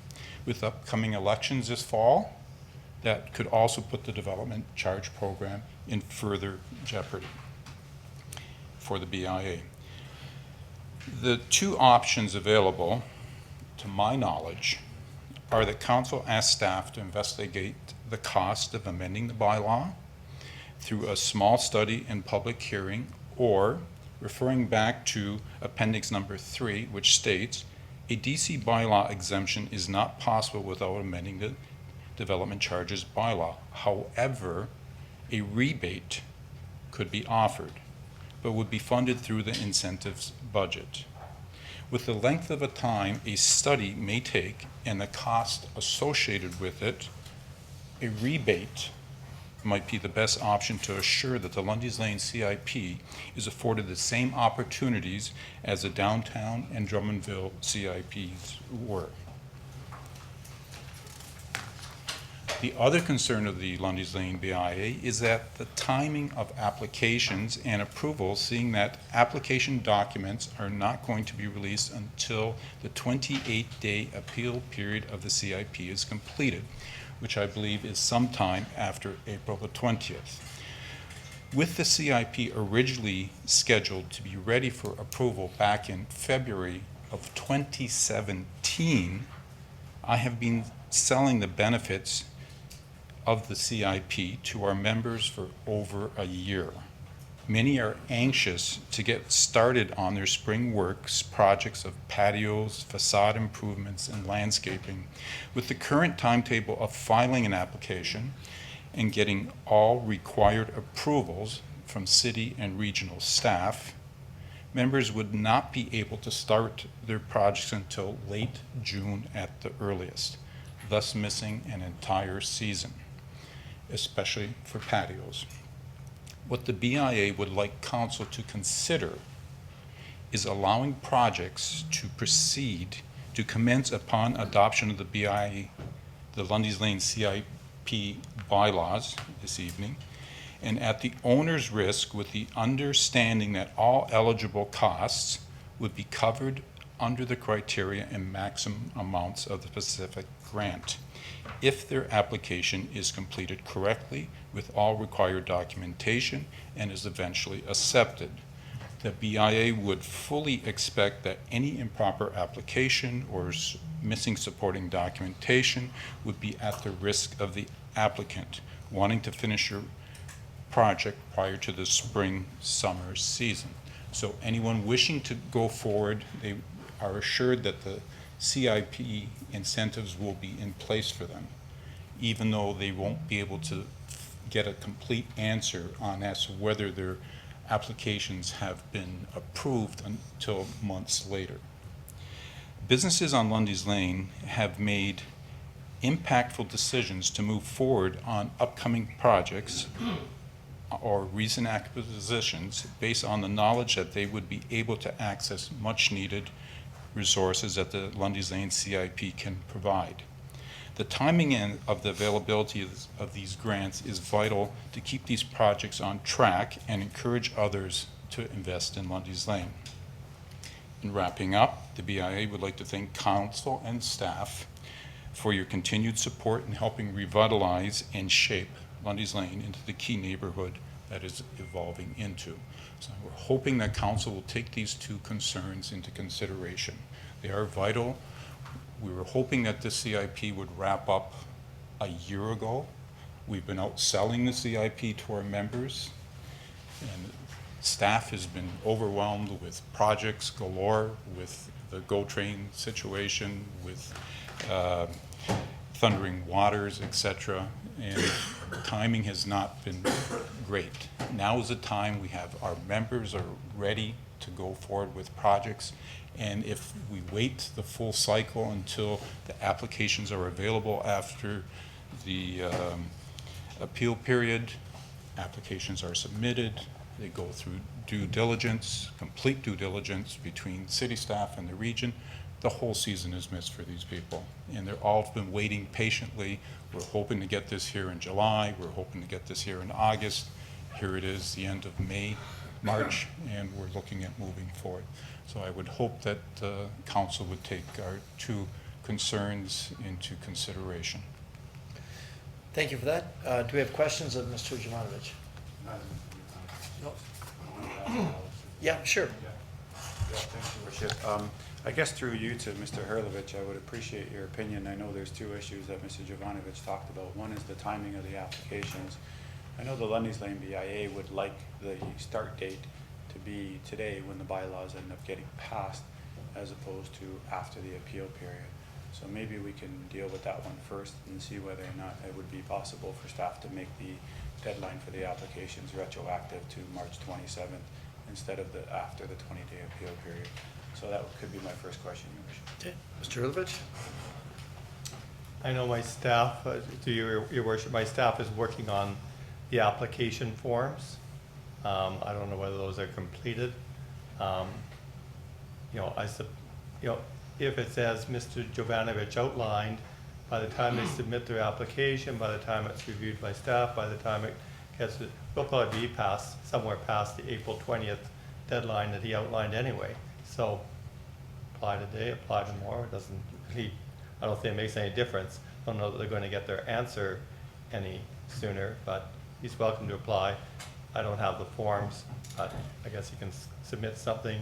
We need 3 quotes as to, you know, the cost of the work that's going to be done. So all of that has to be submitted, outlining the work, the nature of the work. There's a fair amount of onus on the business owners. If they're ready, bring them in. Thanks for that, Mr. Hurlovich, and I guess through you, Your Worship, once again to Mr. Hurlovich, the issue of the DCs. I'm sure Council is aware that we pass a DC bylaw every 5 years. So the last one that we would have passed would have been in 2014. The next one that we're going to pass is in 2019. I don't think that the Lundy's Lane BIA was aware that a study needed to be done in order to exempt them from DCs in a DC bylaw. And that would mean that in order to be exempted in the bylaw from 2014 that finishes on 2019, that study would have had to been done previous to 2014. Now that they've enacted their CIP or it's been adopted by council, where does that leave them in regards to DCs and how can they be alleviated of them?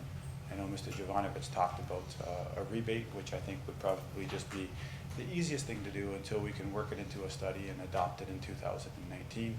But I'll let Mr. Hurlovich give his professional opinion. I didn't sit on the steering committee that produced this work, but I believe Mr. Jovanovich did.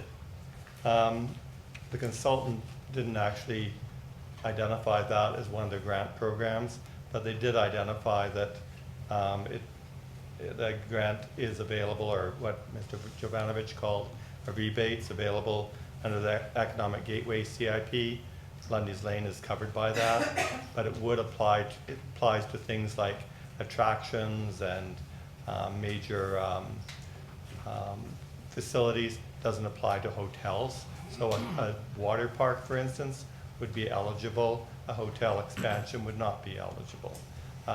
They're employment related, so they have to meet criteria. There's a whole criteria, and it's based on the construction value, the number of employees retained, and the number of employees added, and those all add up to points, and that all relates then to how much rebate they get on their DCs that they pay. So they're already eligible for some DC rebates under that program, so they wouldn't need to wait as long as they meet the criteria. If he's looking for some blanket thing, I don't know anything more than what Mr. Jovanovich read to you, and in as much as we need to do a DC study, and that study is going to determine exemptions. So there's a rebate program now, that's all I know. Yeah, just to follow up with that, Your Worship, I really don't want to treat the Lundy's Lane BIA any differently than we did for the downtown BIA or the Main Street BIA. DCs were also exempt in the Brownfield CIP that we did, and they were also exempt in the employment lands CIP that we now currently have that is citywide. It's fairly standard if we've done 4 and DCs have been exempt in all 4. It would be reasonable to assume that DCs would be exempt from this one as well. I really don't want to call blame, just somewhere along the way it was missed. So my question is more along the lines of how do we correct it from here? Again, we have another DC bylaw coming in 2018. It would be reasonable for me to think that we could do a study from now until the adoption, which I believe is in July of 2019, of the 2019 DC bylaw. And in the meantime, we just afford a rebate to the DCs for the Lundy's Lane CIP. I'll gladly take comments from staff. That seems to be where I'm headed. So unless I get a strong comment otherwise, that'll be the motion that I make. So any feedback from Yeah. staff, Mr.? Well, there's a fundamental difference between what happened with the other parts of the city and what's happened with Lundy's Lane. The studies that were required for, were all done with when the other CIP programs were established, that was part of the inclusion. So when they preceded the DC bylaws. This one is in the middle of our bylaw, the DC bylaw, as you clearly indicated. What I would suggest is that we go back and look at an opportunity to see if there is an opportunity to do an early, smaller study as is indicated, or if there's another avenue that we can do something to address this issue. And in fact, we are starting the DC background study next week. We have a kickoff meeting with the consultant that we can do, and we could provide, I'll be in touch with him this week and see what there is that we can do to look at it. Unfortunately, the DC bylaw doesn't exempt this area at this time. And it's a legal document, and as is quite clearly indicated, we would need to amend it.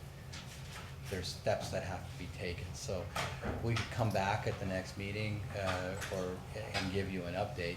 We can't make it up on the fly tonight, but we can certainly get back to you in a timely manner. So, yeah, go ahead, Councillor. Yeah, thanks, Your Worship, and maybe through you to Mr. Harrison. I guess then what you're saying is that the steps that we should go down are that we do a minor study, and then we include that into an amendment into the current DC bylaw. The question I would have, and I think that's great, I am in favor of that.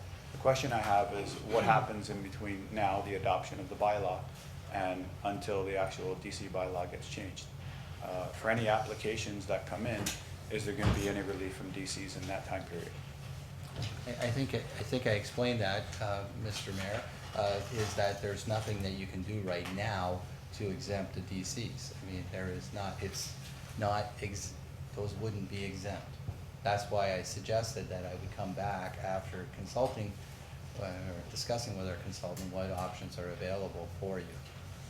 Again, the projects that are gonna generate large DC costs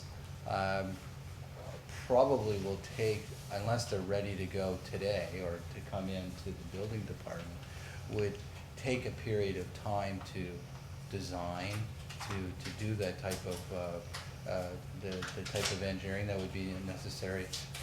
I'm not familiar whether, you know, we're going to be coming back to you with an answer as to what could happen. Next question then, Your Worship, is would you have a time frame for the earliest possibility of making an amendment to the current DC bylaw? Again, Mr. Mayor, it would depend upon what is required, and that would be, you know, like I said, we are starting the background study that's necessary to change the bylaw. We could expedite that. Again, until I have full information, I wasn't aware that this was an issue until I got here tonight, but I will endeavor to get an answer for the April 10th meeting. That's the best I can say right now. All right, I'm fine with it. Okay, great. Thank you for that. Any other questions?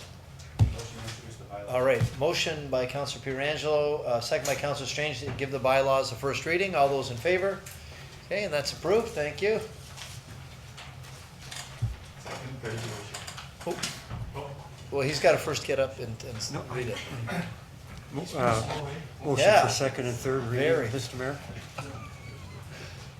Motion by Councillor Pietrangelo, second by Councillor Strange to give the bylaws a second and third reading. All those in favor? That's Mr. approved. Mayor, the motion having first and second and third reading and those bylaws do pass. And that the mayor and clerk do sign and seal the same, any rule of the contrary notwithstanding. Oh, that was pretty good. That was good. All right, new business. Adjournment? I'll take that. I got it. Councillor Pietrangelo? Oh, thank you. Yeah, Your Worship, what I was hoping was, I'm sure everyone understands up until now, you're hoping for adjournment. Yeah, exactly. Yeah. Our OLG agreement goes from May 1st to April 30th. It's no secret, Your Worship, that sometime in May, Mr. Harrison is going to be coming back to council with a report on the funds that are left over from our OLG agreement and how we're going to spend it. I think council made a very wise decision when we talked about our priorities. I know Councillor Crater referred to them tonight. Mr. Harrison referred to them tonight. We have really 5 pillars that we're using the money for. Tax deferment, the policing, the hospital, economic development, and our major one, which is infrastructure.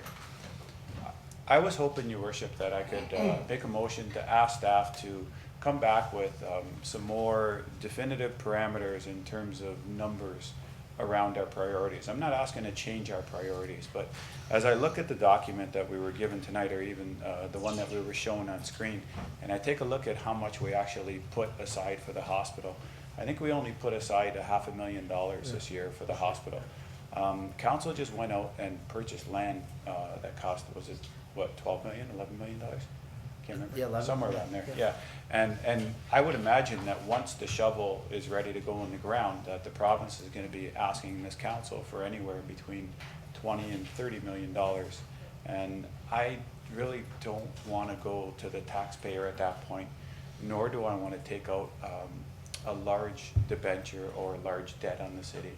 I think it would be prudent of us to be putting more money aside for the hospital right now. And then in the monies that are left over, because I'm sure that the tax deferment, the police and the hospital, they can be set number-wise. We can set a ratio, and we'll use 90% of the remaining money for infrastructure, or 95% of the remaining money for infrastructure, and 5 or 10% for economic development.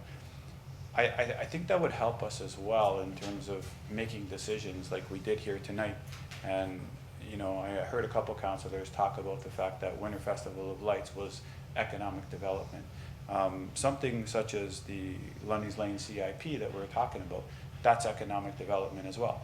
And I think if we had a budget amount for that, so as long as we set a certain amount of the OLG funds for economic development, then we can refer to that without feeling like we're making that choice between, someone's flooding basement and using the money for economic development.